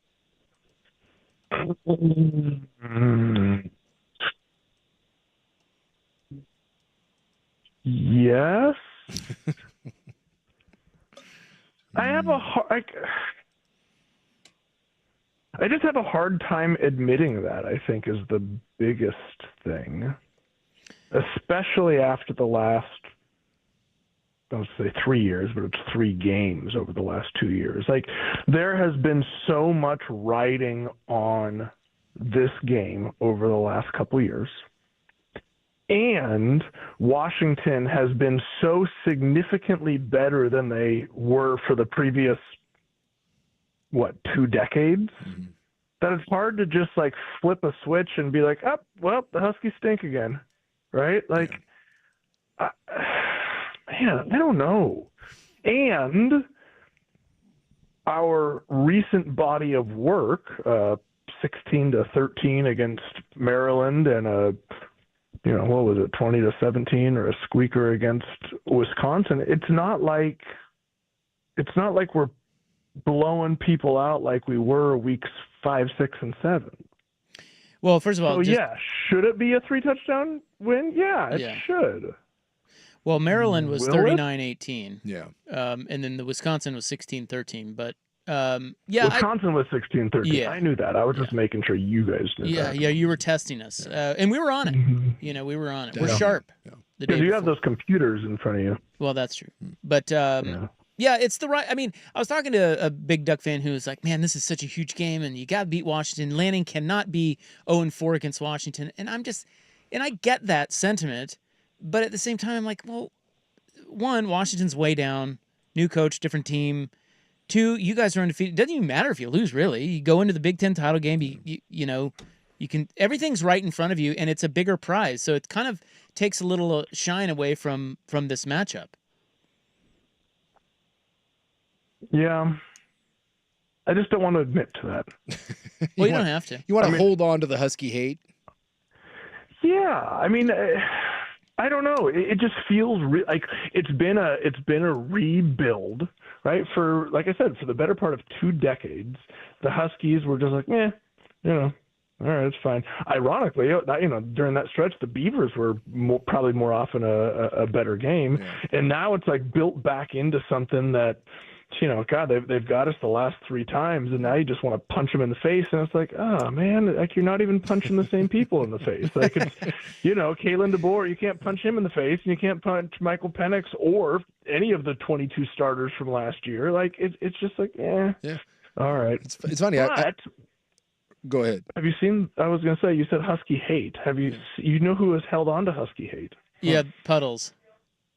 No, it's not Puddles. It's the Duck. Yeah. Oh, sorry, not just the Duck. I saw your tweet. I mean, I saw this. Oh, it is seriously my favorite week in the entire year. Is the Duck on Twitter, and it is hilarious, absolutely hilarious. And by the end of the week, he's just going to start popping them out every 5 minutes. It is comedy all week long, and I love it. Yeah. So the Duck, what he's talking about is the Duck is on Twitter, and he's going at Harry the Husky. Yeah, he does it every year. Yeah, he goes right at Harry the Huskies. Now, the one that I saw that you were quote tweeting says, and this is the Duck writing to Harry the Husky on Twitter. He says, Harry the Husky only wears jerseys because he still hopes one day coach will say, you know what, Harry, you're in. And he'll be called in from the sideline without ever practicing with the team and score a touchdown like, bro, what do you think this is? Air Bud Golden Receiver? Do less. And you quote tweeted that with what? Well, it's so out of character from all of his other, because they're all so simple. And it just starts Harry the Husky smells his own farts. Harry the Husky claps, when it goes through TSA pre-check. Harry the Husky tells people about his Wordle streak. Harry the Husky isn't brat. And they're just like some of the most the trendy, it's just perfect for what the Duck is. And then he throws out like a frickin', a sonnet out there, like a giant essay paper. I was like, this is a little bit off brand here. It's but almost I like like someone else took control of the account for like 5 minutes, and then the other guy came and said, "Nah, that's not good." Some of them, Harry the Husky listens to Talk Tua. Harry the Husky puts eyelashes on his car's headlights. Harry the Husky offers warm pocket candy He offers warm pocket candy to strangers. I enjoy this one. He orders chicken fingers at Italian restaurants. I love that. Harry the Husky claps at TSA pre-check. Can't tell the difference between Chris Evans and Chris Hemsworth. Still brags about his Wordle streak. Confuses Bluey and Paw Patrol. Yeah, Paw Patrol. Harry the Husky doesn't RSVP but shows up anyways. Yeah, he does. He has nice ones. Thinks Moodang is a brand of chocolate milk. But you're right. They're all just the I like that. nice little one-liners, and then we get to go on the great bit. It is well. I'm glad that the Duck is keeping it alive, because I've got a friend who's diehard Husky. He went there, kid went there, wife went there, and I've got a diehard Duck fan. And I've talked to both of them, and neither one of them really cares.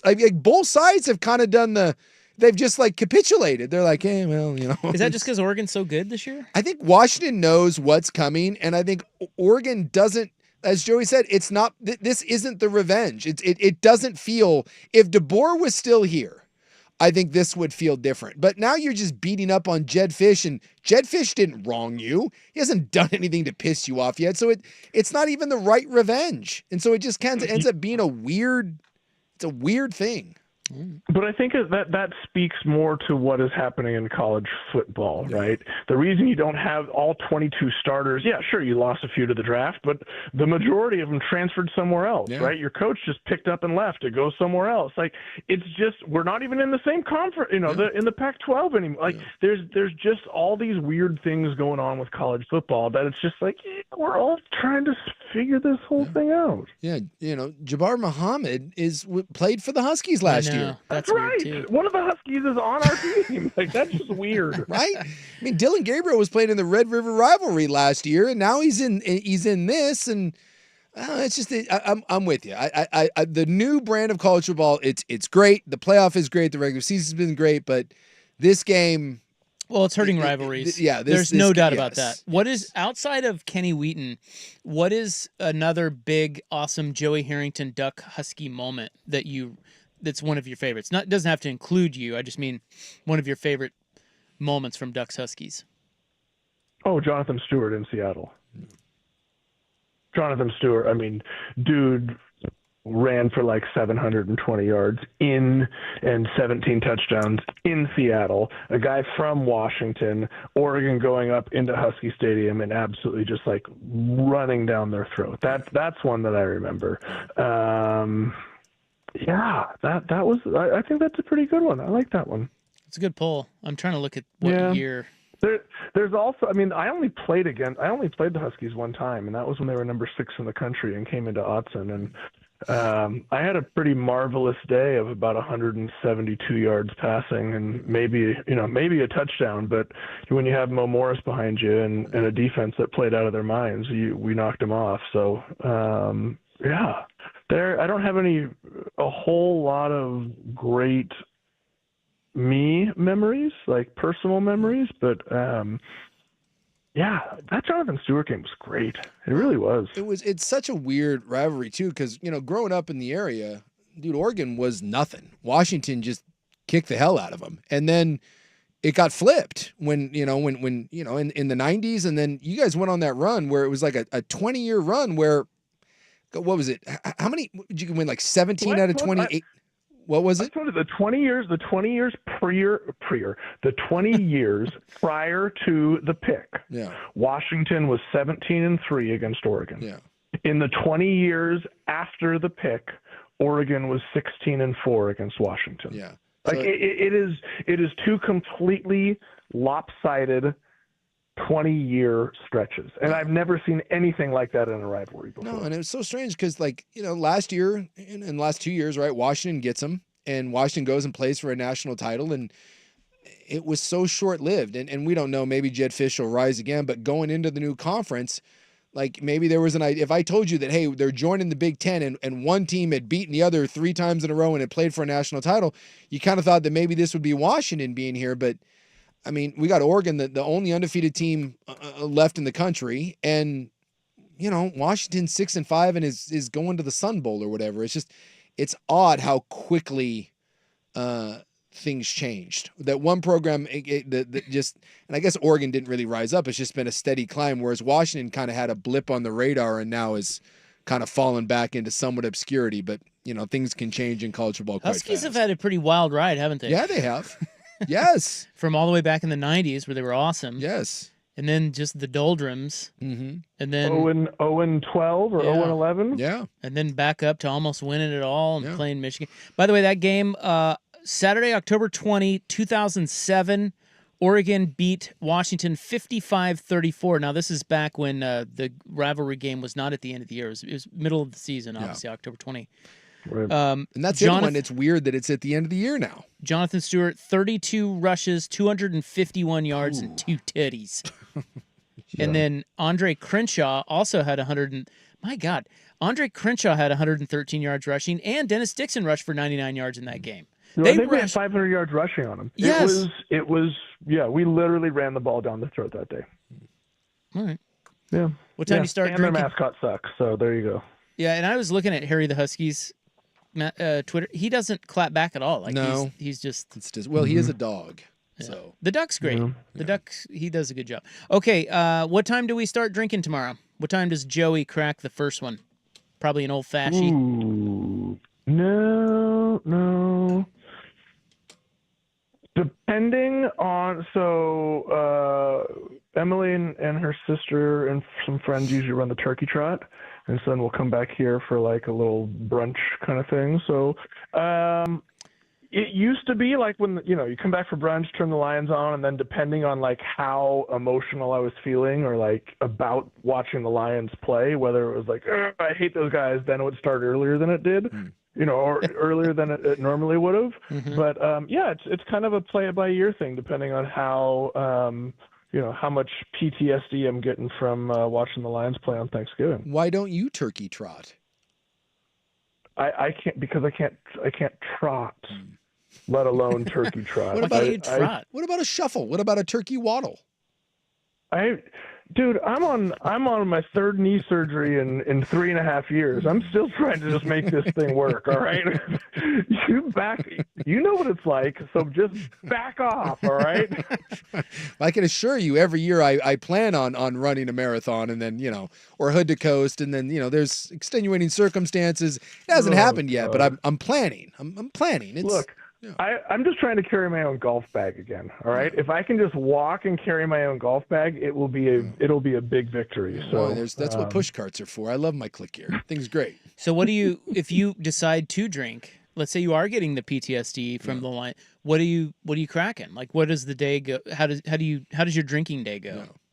Well, you can't start with an old, a 10:30 old fashioned. I agree. It's like a mimosa. Mimosa. Yeah, you'd probably have to start in that realm, and then probably go to a midday old fashioned, but then for like dinner, like wine. You have to start working into like the Oregon Pinots, and Sean Elliott and I have kind of been trading back and forth a little bit, like so he sent me some French stuff and I sent him some Oregon stuff, and so I'm gonna open up one of those at dinner time, and then maybe you circle back to the old fashioned at the end of the night, and then maybe or maybe not wake up the next morning feeling like you should go Christmas tree shopping. Yeah. Oh, okay. That's a good little. You cut down the tree. You still do the old school. Good little plan. We We usually go on Saturday of Thanksgiving week to go cut the tree down. Oh yeah, I used to do that with the little kids, and we don't anymore because the kids are all old and gone and stuff. But I do miss that. That was one holiday tradition that, being the dad, I always appreciated. And then when the kids got old enough and they were able to cut the tree, and I always enjoyed that. That was one of those a proud father moment. There you go. Yeah, that's a good Thanksgiving weekend right there. Do you judge us fake tree people? Do I judge you? Mm-hmm. No, because you're from Kansas, right? So What does that mean? There's no trees. Well, because if you're from the Pacific Northwest, we have trees. Yeah, but not real Christmas trees. I'm sorry. The only real Christmas trees in this country come from the Pacific Northwest and from North Carolina. That's it. It's science, okay? It's science. So if you're from North Carolina or you're from the Pacific Northwest and then voluntarily choose. So how about this? My first year in Detroit, I came back every Thanksgiving, most Thanksgivings. But we did our Christmas tree chopping on that weekend before I flew back. I was like, man, I can't get a tree out there to save my life. And so I actually cut one down, and then I bound it up and then shipped it back to Detroit. Did you really? Wow. Yeah. That's pretty cool. Mm-hmm. Had an Oregon noble fir for my Christmas tree back in Detroit. Awesome. That's pretty cool. By the way, that's some power quarterback move right there. I'm not shipping trees. What'd that cost you? I'm not really sure. It was a little more than I expected, but not outrageous. Right, and actually, that was my second year because the first year I realized I couldn't get any decent Christmas trees in Detroit, and they were too expensive. So, All right. Well, enjoy your Thanksgiving. I will. Yeah. I will. You enjoy yours, and let me know how that Lions bet goes. Yeah, I'm not betting it. I was looking for an angle bet. I'll just drink. I'm going to start early. Yeah. I don't need to bet. Have a great one. We'll talk to you next week. Thank you. See you guys. Yeah, Joey Harrington. That is kind of how you see, that is my drinking day, but you mixed in and then I switch over to Coors. Mm-hmm. So I always Coors start Light, or Banquet. I go. Well, can we just yeah. Since we're way over, let's talk about this. Yeah. This is something that needs to be discussed because I have a kind of set routine. Yeah, I think I know exactly. In my head, I have a game plan tomorrow. There's a play. The playbook is large. But I shrink it down for Thanksgiving, and I generally know what I'm doing. I'm prepared. You got to be ready to audible, though. I mean, stuff happens. No question. Red panties. As a matter of fact, I have an audible in about an hour. Oh, I love it. So we'll talk Turkey Day next in the club. Joey's appearance is here on The Fan, brought to you by Mods PDX. The future of building is here. We'll be right back on The Fan. If you've been arrested for a DUI, call the Reynolds Defense Firm. This is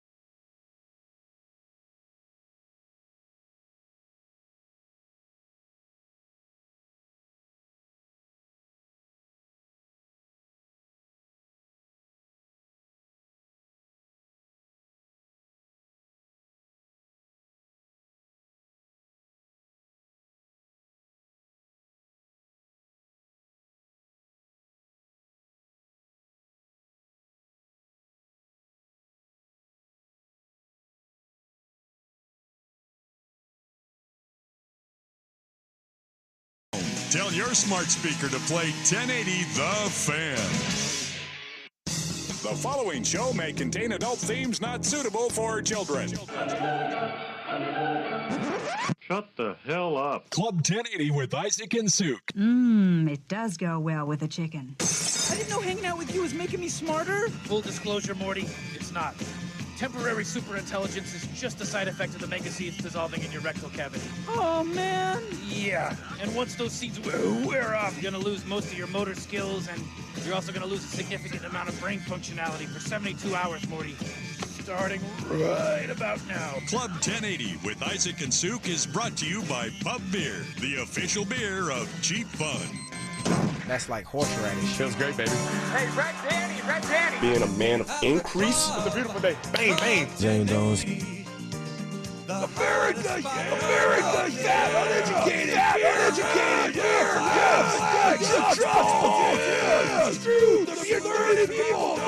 Well, I really enjoyed the show. Thank you. Bye. Hey, it's your window, Daddy. Anyone getting a sports Woody? I loved COVID. Yeah. Just saying. Oh, Zambic, you know. Thank you. Nice to be here. Happy to be here on that. 45 minutes to go Hershey's. until Thanksgiving officially starts. Yeah. Be safe out there. This show's ready. Oh, yeah. 100%. You know, we've actually had quite a run here. Yeah. You and I. Yeah. Where we're just actually here. I know. Together. Yeah, it's been a bit. Now, cooking. Don't worry. The wheel of grab ass of hosts is going to start December, real soon. all bets are off. All bets are off. No, I'm not going to give you no cookie. No, but yeah, we've been on a run here for months where, I stare at your beautiful face every day. I don't know what I'm going to do. Every day. Every damn day. Well, let's talk Turkey Day. So you're saying that, so we were talking about when we start drinking. Yes. Well, that's tonight. Well, yeah. But I'm talking about on Thanksgiving. On Thanksgiving. So for me, it will be during the Lions game, probably before the Lions game. Sure. With mimosas. Yes. I will always start with mimosas. Yes. I think that is a nice, I mean, I suppose you could do the Bloody Mary, you could do a screwdriver, if you will, but people in my house will start cooking early, and mimosas will be popped. So I usually wake up, I get a workout in, that way I don't feel like the world's fattest piece of crap. And then I will come home and immediately destroy any work I did by immediately getting into mimosas and then picking at whatever food is being prepared. Deviled eggs?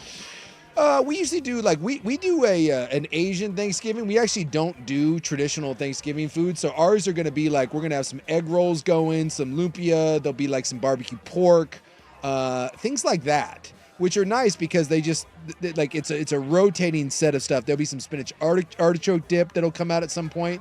And so it just starts with me picking, and we're going to work in probably, I'm going to go anywhere from, let's say 2 to 3 mimosas. And that'll take me up to, let's go like, that'll take me up to maybe 11 o'clock. And then 11, there's usually a switch over for me. Do y'all have like a Thanksgiving breakfast that you usually do? Because No. we'll do something lighter, No. like maybe a coffee cake or like a sticky bun. No, kinda we usually. don't. But mimosas always with that. But I'm always interested to see when people start eating as well. Yeah. We're a little later. Yeah. Because we got some family coming over this year, so. We eat dinner around 3 to 4, but food starts getting made, so we just kind of, there's always food to pick at. Yeah, you graze. Yeah, I just And as you get older, you get better at not overstuffing yourself Before dinner? Before dinner. I've done that a lot. I used to do that all the time, and I really couldn't help it. Like I just couldn't. Well, the charcuterie board looks so damn I good. know. And you got the shrimp out Dude, all day. You know what? If you want me to overeat at any given time, put out a tray of deviled eggs. I can't help it. You can't help it. I cannot. I love a deviled egg. See, I'm not a big devil's egg Oh guy. my God. I'm I love sure them there'll so be some, but I skip over that. I mean, I've had them where they had too much mayo in the mix, and I'm just like, Yeah, I mean, they're not all created equal. It's true. But my wife, man, she's dialed in. She's got a killer deviled egg. Whew. So then I'll go to second game. Well, Giants, who cares? I'll go to white wine. So that's good. So your mimosas carry you through the afternoon? Past noon? No, I'll probably crack a bottle of white wine before noon. Yeah. Don't judge me. Hell yeah. And then the red wine comes out with the meat. Yeah. like Joey said. And then then it's after dinner drinks. Although this year, the curveball at our house is the kids, her family is here. Yeah. My son is getting married. Yes. And so they're from Detroit. They're going to be watching the Lions game. It's going to be a whole thing. They're here. And they are in charge of cocktails. So I may be partaking in the specialty cocktails that whatever they bring. I don't know what it is. Oh, yeah, that is because you may be obligated too. Correct. Yes. But I will always have on the side my mimosa and my wine and my bourbon because that's just... So not double fisting, but triple fisting? Just not... Maybe. No. Think just, about like a lazy... I'm not judging. A lazy Susan of drinks. A rotating cast. Look, let's be honest. Here's what I'm getting at here. I'm going to stick to my usual playbook. Yeah. But I'll partake in their stuff to appease. Mm-hmm. Yeah. But I'm going right back to my stuff. I understand. I stay in my lane. I like what you're doing there, though. It's an homage to the future in-laws, saying, "Hey, I respect you. I love this." But Yeah, at the let's same do this. time, look, this is what I do. It's hard to get me off my game. Yes. As a drinker. Yes. Now, can I also ask too? Are you with company coming over? Are you being forced to wear like real clothing? Or, Yes. Okay. Yeah. Well, I mean, I'm not being forced to. Yeah. I don't have to. But you will. But I will. Yeah. There will be a presentable. I've already thought about that. Yes. Yeah. What I'm going to wear. It will not be sweats. I may even have a dad sweater. Really? Yeah. Oh God, that's yeah, phenomenal. Not in sweats. Yeah, because sweater. Will you please do me a favor and wear a collared shirt under your sweater? Yeah, I might. That's dad move. If you're when you're meeting in-laws, I know you've met them before, but yeah, the collared shirt under the sweater. That's right. Yes. So warm though. Yes. Ooh. Yes. Yeah. Hey, open a window. That's true. Yeah. I'll do a morning of Miller High Life and then probably some Makers midday. Switch back to Miller High Life in the evening. I'll keep it simple. That's a man's man right there. Yeah, give me some Makers, give me some Coke, and then right back to the beer. Whoa, hey. Whoa. I mean, Makers and Coke's like I'm the going over to drink. Schultzy's house. My God, what kind of Lord. Thanksgiving is that? Schultzy, you building a snowman already? Hell Possibly. yeah, baby. Yeah, we like some powder. All but right. the outside Yeah. powder. Yeah. Boy, Schultzy, if you want to get me to come over, you could have just asked. All So right. so is that what I need to put in the Super Bowl invite? Okay. Gosh, yeah. I didn't know. we Soup were doesn't doing like that. to pay for his blow. I didn't know we were doing that. Shocking. Oh, we had Sucker. Sucker. We're doing. Need some Coke. Now, we have to get to your, apparently some sort of grift going on out there? I do believe that I was grifted into donating to Meals on Wheels by an old woman today. Bye. All right. Well, we'll get to that next on The Fan. The Fan is live on YouTube, Twitch, and now Window Nation brings you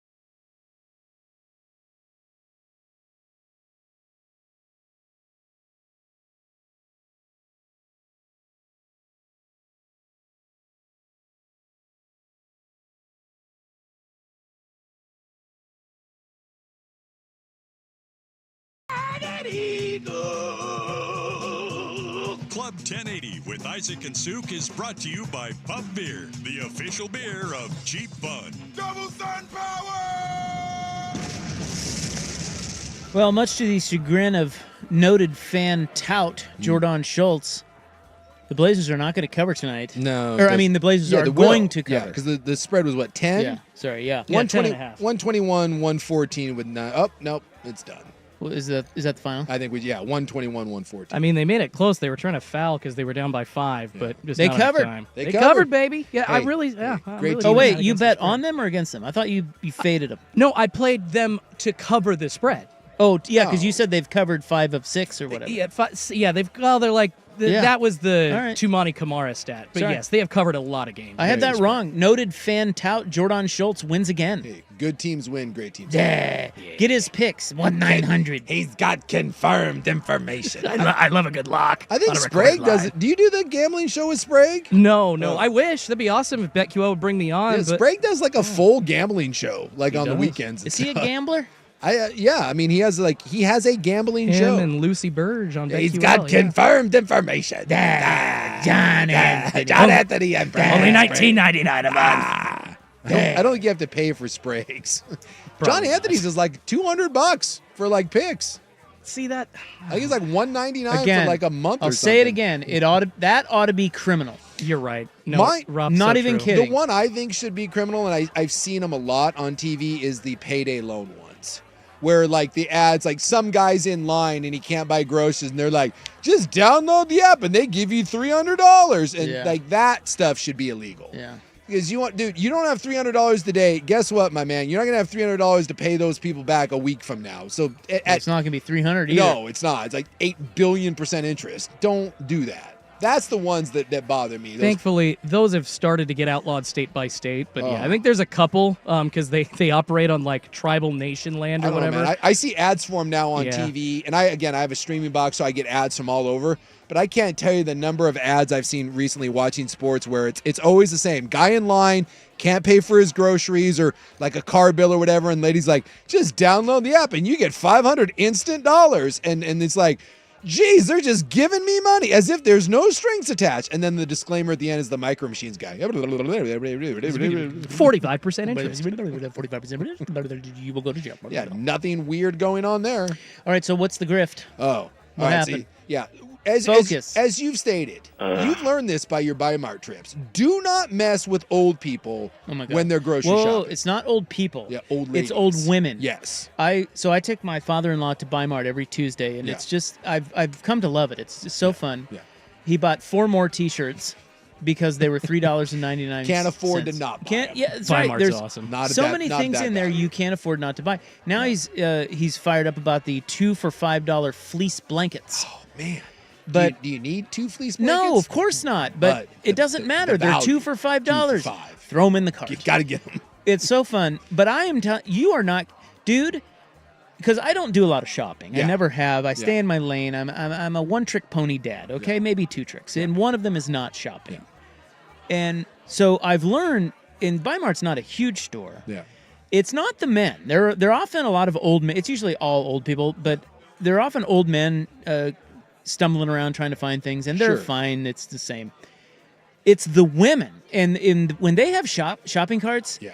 get out of there, dude. They mean business. Yeah. They are out for blood, and you are not to mess with. One, it's hard. Like even just being in the aisle Yeah. when they want to come through, Yeah. they're pissed off. Yeah. Because you have now slowed them down by 0.2 seconds. Well, I'll tell you what. This old lady wanted blood, and I do believe that this was all premeditated. And it led to me making, like, I think it was like an $11 donation for Meals on Wheels. That's how it ends. Well, Tarantino will go back to front. So I go into New Seasons a lot because I like their hot bar. And like after a workout, you can get real food, and it's not super expensive, and you can just they usually have like some good protein, some chicken breast, or like this time of the year I like it because they do turkey. Every day they got turkey. So I can get like a bunch of like decent turkey, and then like throw some like broccoli and maybe a little stuffing or something. And like that's my lunch, like $10, I'm out of there, it's great. So I go in in my workout, clothes, and I go up to the hot bar. And I do not believe I was not aware of her presence. Ah. I don't think that there was a cut Already making line. excuses. No, I didn't see her. As far as I know, I walked up, grabbed my little container, and this is my point. I'm unaware of anyone around me. So I grabbed some veggies, grabbed a scoop of stuffing, and then I went and took the turkey.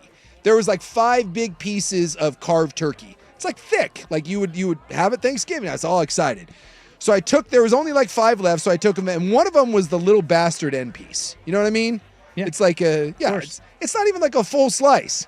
So I threw that in there, and I do this quite a bit. As I'm folding up my box, I'll reach in and I'll grab a piece of turkey or whatever my meat is, and I just eat it. And I just eat it. So you pay less. Well, no, that thing's like 32 cents. I'm hungry. I haven't eaten. It's my first meal of the day, and this usually goes around 1 o'clock. I haven't had anything to eat all day, and so it's just like one of those. I'll grab a little tiny piece, and I don't know. I usually just eat it while I'm folding up my box. So as I'm turning to leave, I've got the piece of turkey, the little piece. I put it in my mouth, and I go to fold up my box, and the lady who's just right there, just dead-eyeing me. And I don't know if she was upset if she was waiting for the turkey, but she dropped one of these. Young man, what do you think you're doing? No. How old?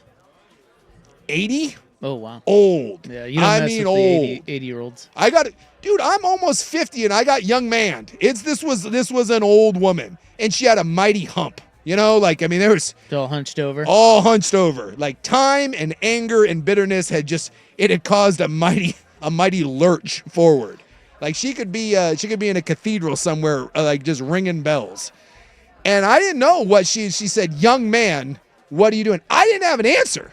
I was like, what do you mean? I was like, So I got the turkey in my mouth, and I didn't want to be rude too, because now I got turkey in my mouth, and I was like, so I'm kind of like I'm searching around for what I did, and that's when I was like, oh, I took all the turkey, right? It's like that's. Did you hand her the turkey? So I said I'm sorry. I'm like, did I take all the turkey?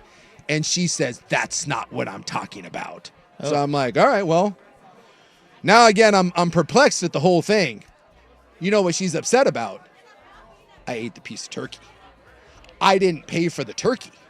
Because I was like, she works there? No, she's just a patron. And I was like, so I asked, I said, what did I do? And she says, you didn't pay for that. Oh, God. And I was like, well, I'm going to pay for it. Like I boxed it up, and I was like, you pay up there. And she's like, I know how it works. Now I'm being condescending because I'm like, you pay at the front. She's like, I know how it works. And she goes, you can't eat it before you pay for it. And I said, well, it's like, I'm sorry. It's just like one piece. And I was like, I'll go up there. And she's like, you didn't pay for that. And now I'm kind of laughing, and she's livid. She is pissed. And she's doing the bony finger. She's doing like the jab at you, like you didn't. And so I just laughed, and I was like, well, I don't know what I'm going to do. I was like, there's no more turkey. I'm like, I can't replace it. And she goes, that wouldn't do it anyways, because then that's turkey that you're putting in, but you're still not. And I'm like, what do you want me to do here? And then the worker comes by with the fresh tray of turkey, and she goes around me and just like brushes by me, goes to the employee and rats me out. You know what would have been funny is if she grabbed a piece of the turkey off of the tray and ate it. That would have been the best move by the old lady. Bitch. What a bitch. Listen to Schultzy. Jeez. I'm with this lady. Yeah. Can't be eating the turkey. So she tells the guy who's bringing out the fresh tray, and the guy's like looking at me, and I'm looking at him, and I'm like, I don't know what you want me to do. And the guy goes, ma'am, it's not a big deal. It's like, it's nothing. He's like, it's one piece.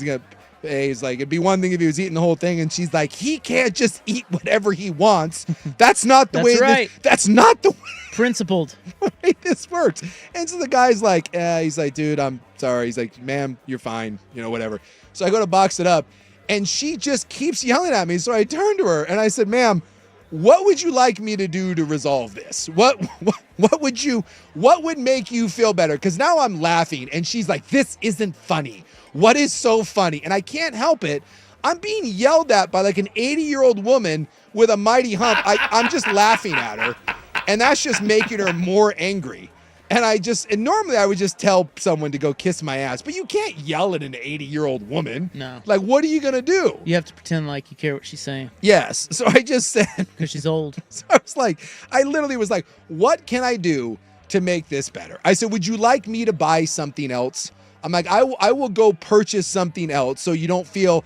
And then she reiterates again to me that it doesn't matter because I'm still getting that one. Right. She is hung up over this piece of turkey. Yeah. You know, my response at that point would have been like, how many fights did you and your dead husband get into? Like, I would have just started to go really digging deep because this lady made it her day. Jesus, man. Yikes. So when I came into the store, the Meal on Wheels guy is in front of the store every day now, and he's handing out the flyers to the Meals on Wheels. And this is where I think this whole thing was a grift. I think the whole thing was a setup. Oh. Because I had the flyer in my hand, right? He handed it to me, and I didn't want to be rude and throw it away. So I had the flyer in my hand, and that's when I was like, what can I do to make this better? So you feel better about this sort of situation. And she hits me with points at the flyer and is like, right there.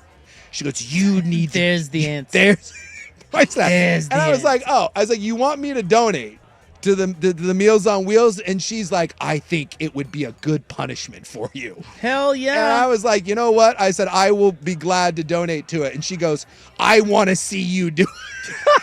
Thank you. Bye. I was like, you got it, ma'am. I said, I will donate a meal. And they have a little thing on there where you can donate, like certain amounts. And it was like the cost of one meal.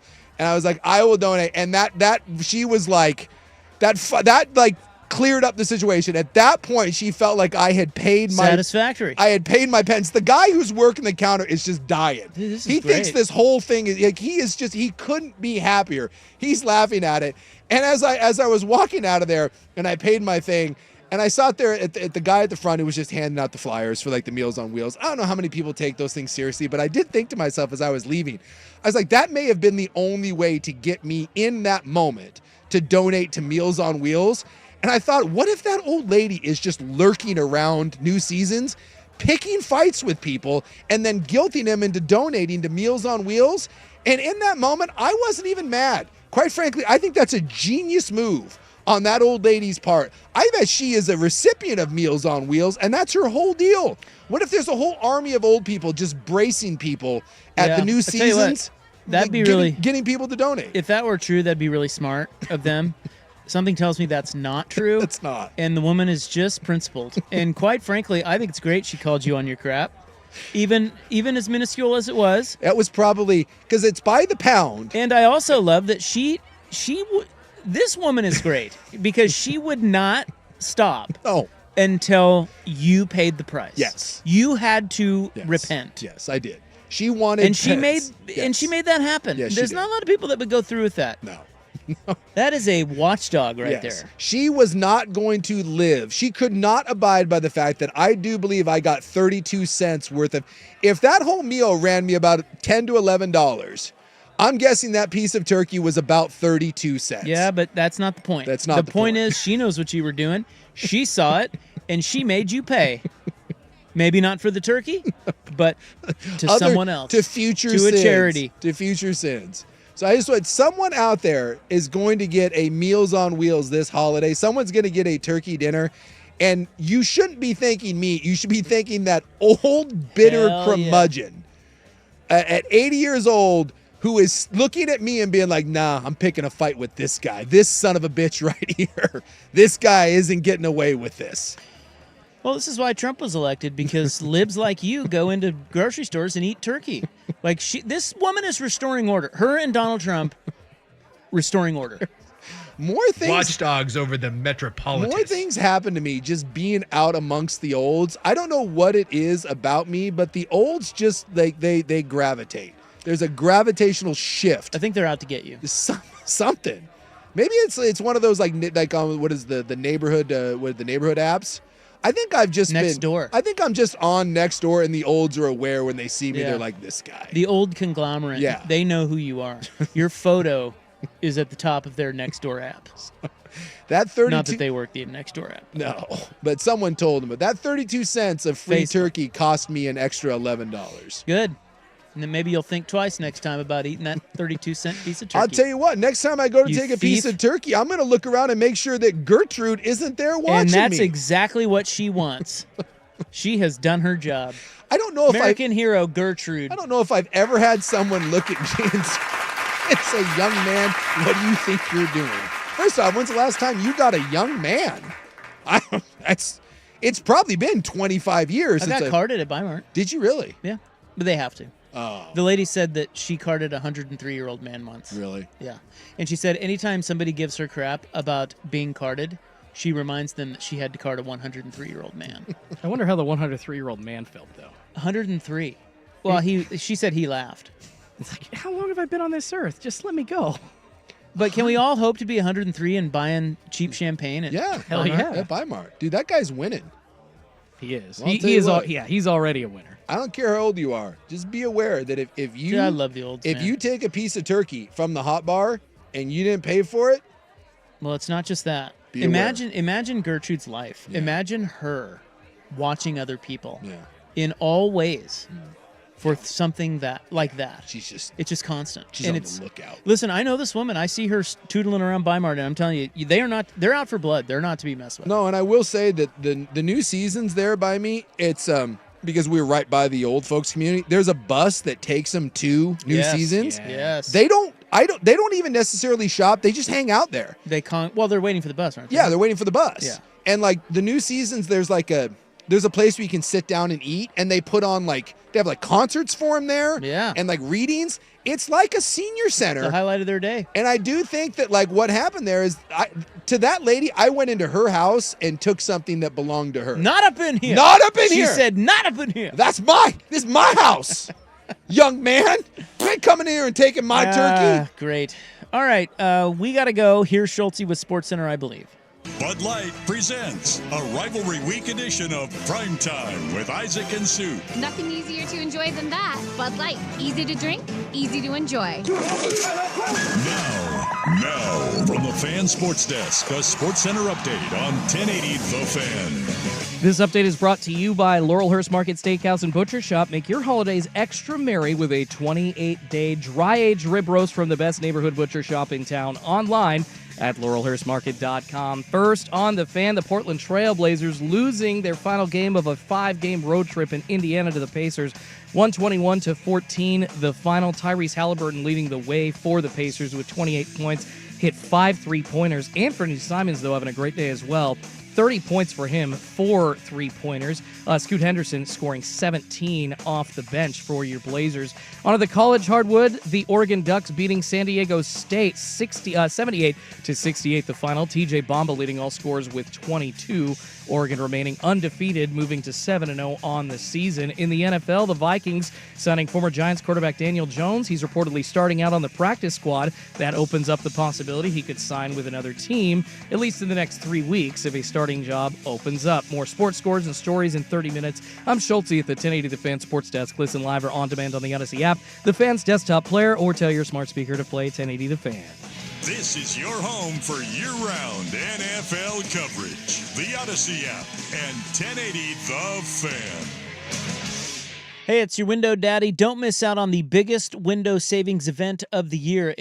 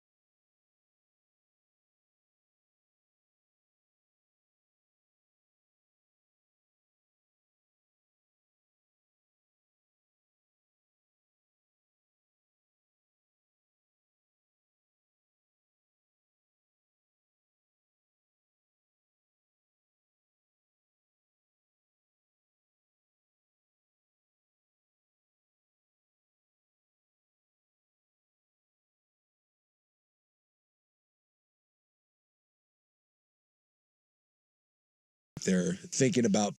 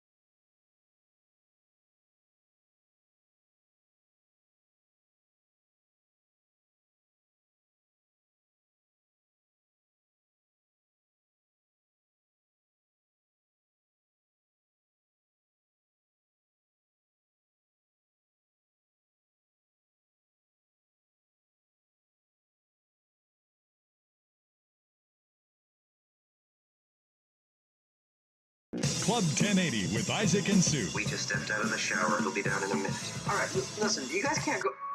Did you just say we? What? Did you just say we just stepped out of the shower?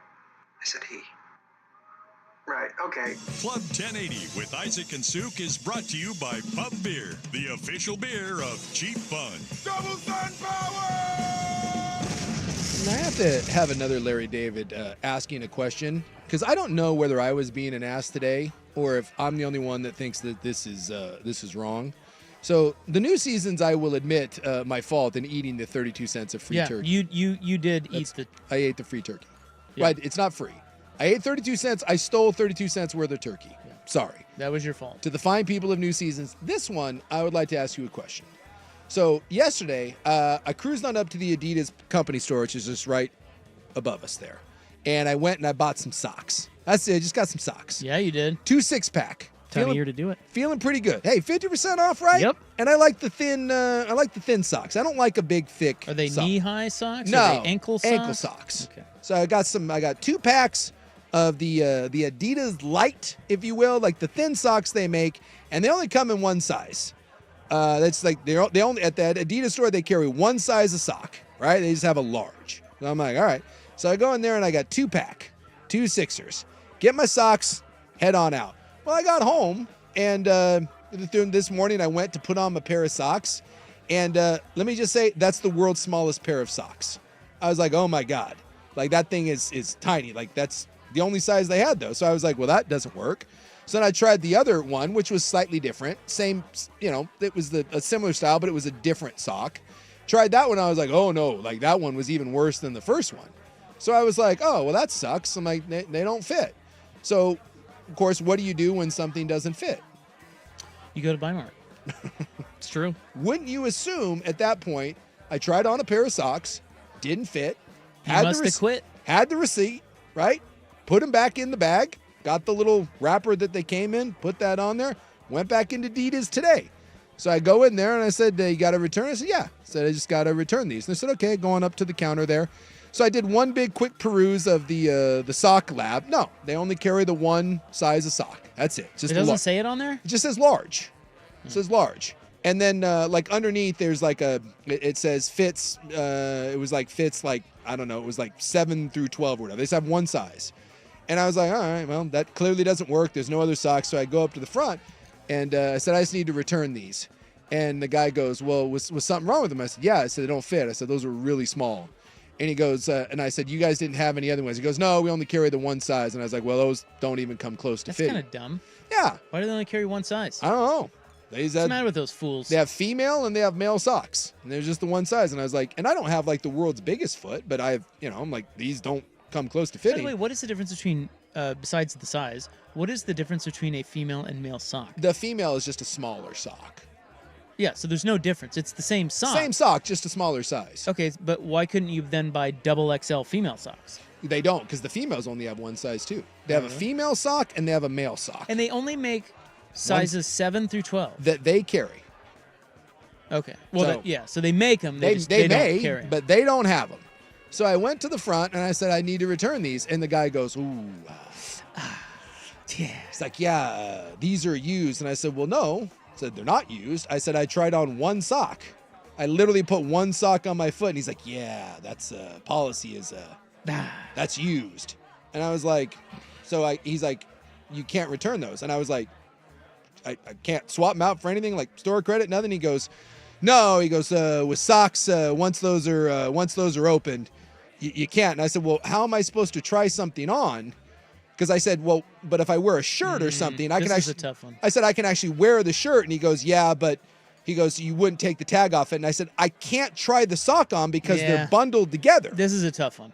And so I was like, how am I supposed to know? And he goes, well, you can look on the back. And I said, it just says large. Yeah, no. It says sizes 7 to 12. That's your fault. Because what are you, like a 14 or something? 13. Yeah. 13, 14. See, look, I see both sides of this. Yeah. I see where you're coming from, but you cannot. Socks are the one, like that's something. You can't just try it on and then return it. So I bought 6 pairs. I bought 12 pairs of socks, and I tried on What? Well, actually, never No. mind. I tried on one sock from the colored ones and one from the You're- white ones. So I tried on 2 socks. Therefore, Yes. 12 pairs of socks Correct. are ruined. You're in the wrong. I'm in the wrong. Socks and underwear are not returnable. Yeah, you can't period. return. You can't return that. You can't open and try it on and return it. You would rather me but I can put on a shirt against my bare, sweaty, hairy body, and that's fine. No, this is where I agree But a with you. sock, Look, no. I agree with you on principle. It's kind of silly, but I think most people know that. You can't do that because socks are something you buy with the idea that if they don't fit, you screwed up. Like you have to, because Really? that's why they is this put a this universal sock policy? Yeah. I just don't think. No one else returns socks. I don't I'm think- the only one. And No. he even hit me with this one too, which I appreciate, but I thought it was a little condescending. Because then I dropped this one. I'm like, what am I supposed to do with 12 pairs of socks that don't fit? And he goes, you can't stretch them. I said, dude, these don't even come close. And he goes, well, they weren't that expensive, so. Yeah. And that's when he just looked at me and I was like, You can afford it, radio guy. yeah, that's pretty much what he got me. He's like, oh, they were only like What if he $11 a said- piece. You know what would be the best part of this story? This would wrap up the week perfectly. Yeah. If he said, well, let me ask my manager. And out comes the old lady from the new season. Gertrude. Young man, what? You're returning these socks? Yep. That would be the best part. So I'm to understand that socks are unreturnable. I'm walking around near your guys' torsos, so like a whole sweaty T-shirt, like Right? that can go back on the rack. Like feet I are know. disgusting. I just don't like that idea of putting something else on that's already been on Here's another my person's thing, though. foot. Underwear can't, and this, because they brought up the underwear. And again, I had a little Larry David moment because I said, well, because he goes, you can't return underwear too. And I said, nay. Because underwear, like their underwear, it's open. You can try, someone could try on underwear. I was like, you don't think someone has tried on a pair of underwear and brought it back because you don't have to take, the socks are the only thing that you have to take the tag off in order to try them on. Oh, yeah, take them out of the package. Well, right? they're like bundled together. With Oh, like so it wasn't in a package. Yeah, they're just bundled in the little there's like staple a thing. there's like a staple Yeah. thing, and you have to remove that to try it on. And I said, so the underwear, I said, you can try on underwear. And he goes, well, you're not supposed to. I'm like, and I was like, you think people are being honest about trying on underwear? I'm like, people are trying but underwear. see, you're deflecting the argument. Look, the bottom line is here. I see where you're coming from on it. It's kind of a silly thing, particularly when all the others hadn't been touched. Yeah. At the same time, I think most people know you can't. You can't return socks, huh? You can't do that. Those are brand new. So you're saying Yeah, that but you a again. sock has touched my foot, therefore it is tainted Correct. forever. Correct. You're out on that sock. That sock becomes a rag at that point. I believe. And they probably fit him, and so he probably took him home and wore him. Hey, are we a break behind or are we out? Yeah, here? we have one more break to clear. Yes, we got to go. I just wanted to know. We'll wrap it up. Yeah, once again, All you're right. in the wrong. All right. We will wrap it up next on The Fan. Big Souk here for the Big Ford Store, Vancouver Ford.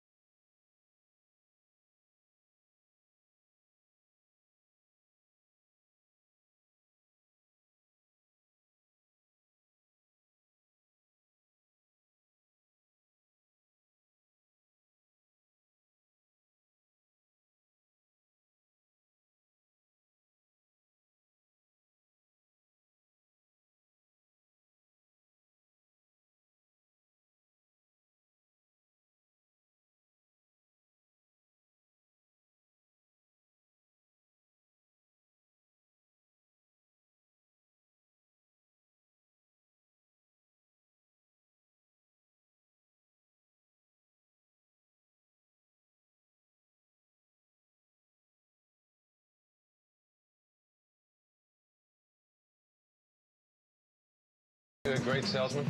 Well, believe me, I could talk anybody into anything, except women into sex. That's the only thing I can't do. Club 1080 with Isaac and Suk is brought to you by Pub Beer, the official beer of Cheap Fun. Can I get a hot tub? All right, well, everybody have a great Thanksgiving, okay? Yes. Be safe out there, Yeah. especially if you're driving around, because there's going to be a lot of drunks and people in hurries to get somewhere, so be safe. And eat your turkey and your stuffing. I have no turkey, no stuffing. But Watch I your will football. Eat a lot of Korean barbecue pork. Drink your drinks. Don't talk politics. Yeah, don't. Just drink beer. When you want to talk politics, take a drink. Oh. BTJ's got a couple super libs coming over. Oh, God. I'm thinking about breaking out a Make America Great hat. Thinking about picking one up and just wearing it. Is there anything worse than this damn snowflakes, huh? Schultzy, you're with me on this, huh? I hate woke. I'm going to have no choice but to poke the bear. Damn snowflakes. Happy Everybody have a Thanksgiving, great Thanksgiving. Thanks, Schultzy, for filling in. We are not here tomorrow. We are not here Friday, but we are back Monday, 3 to 7 on the Fan. Good night. Red ships of Spain, red ships.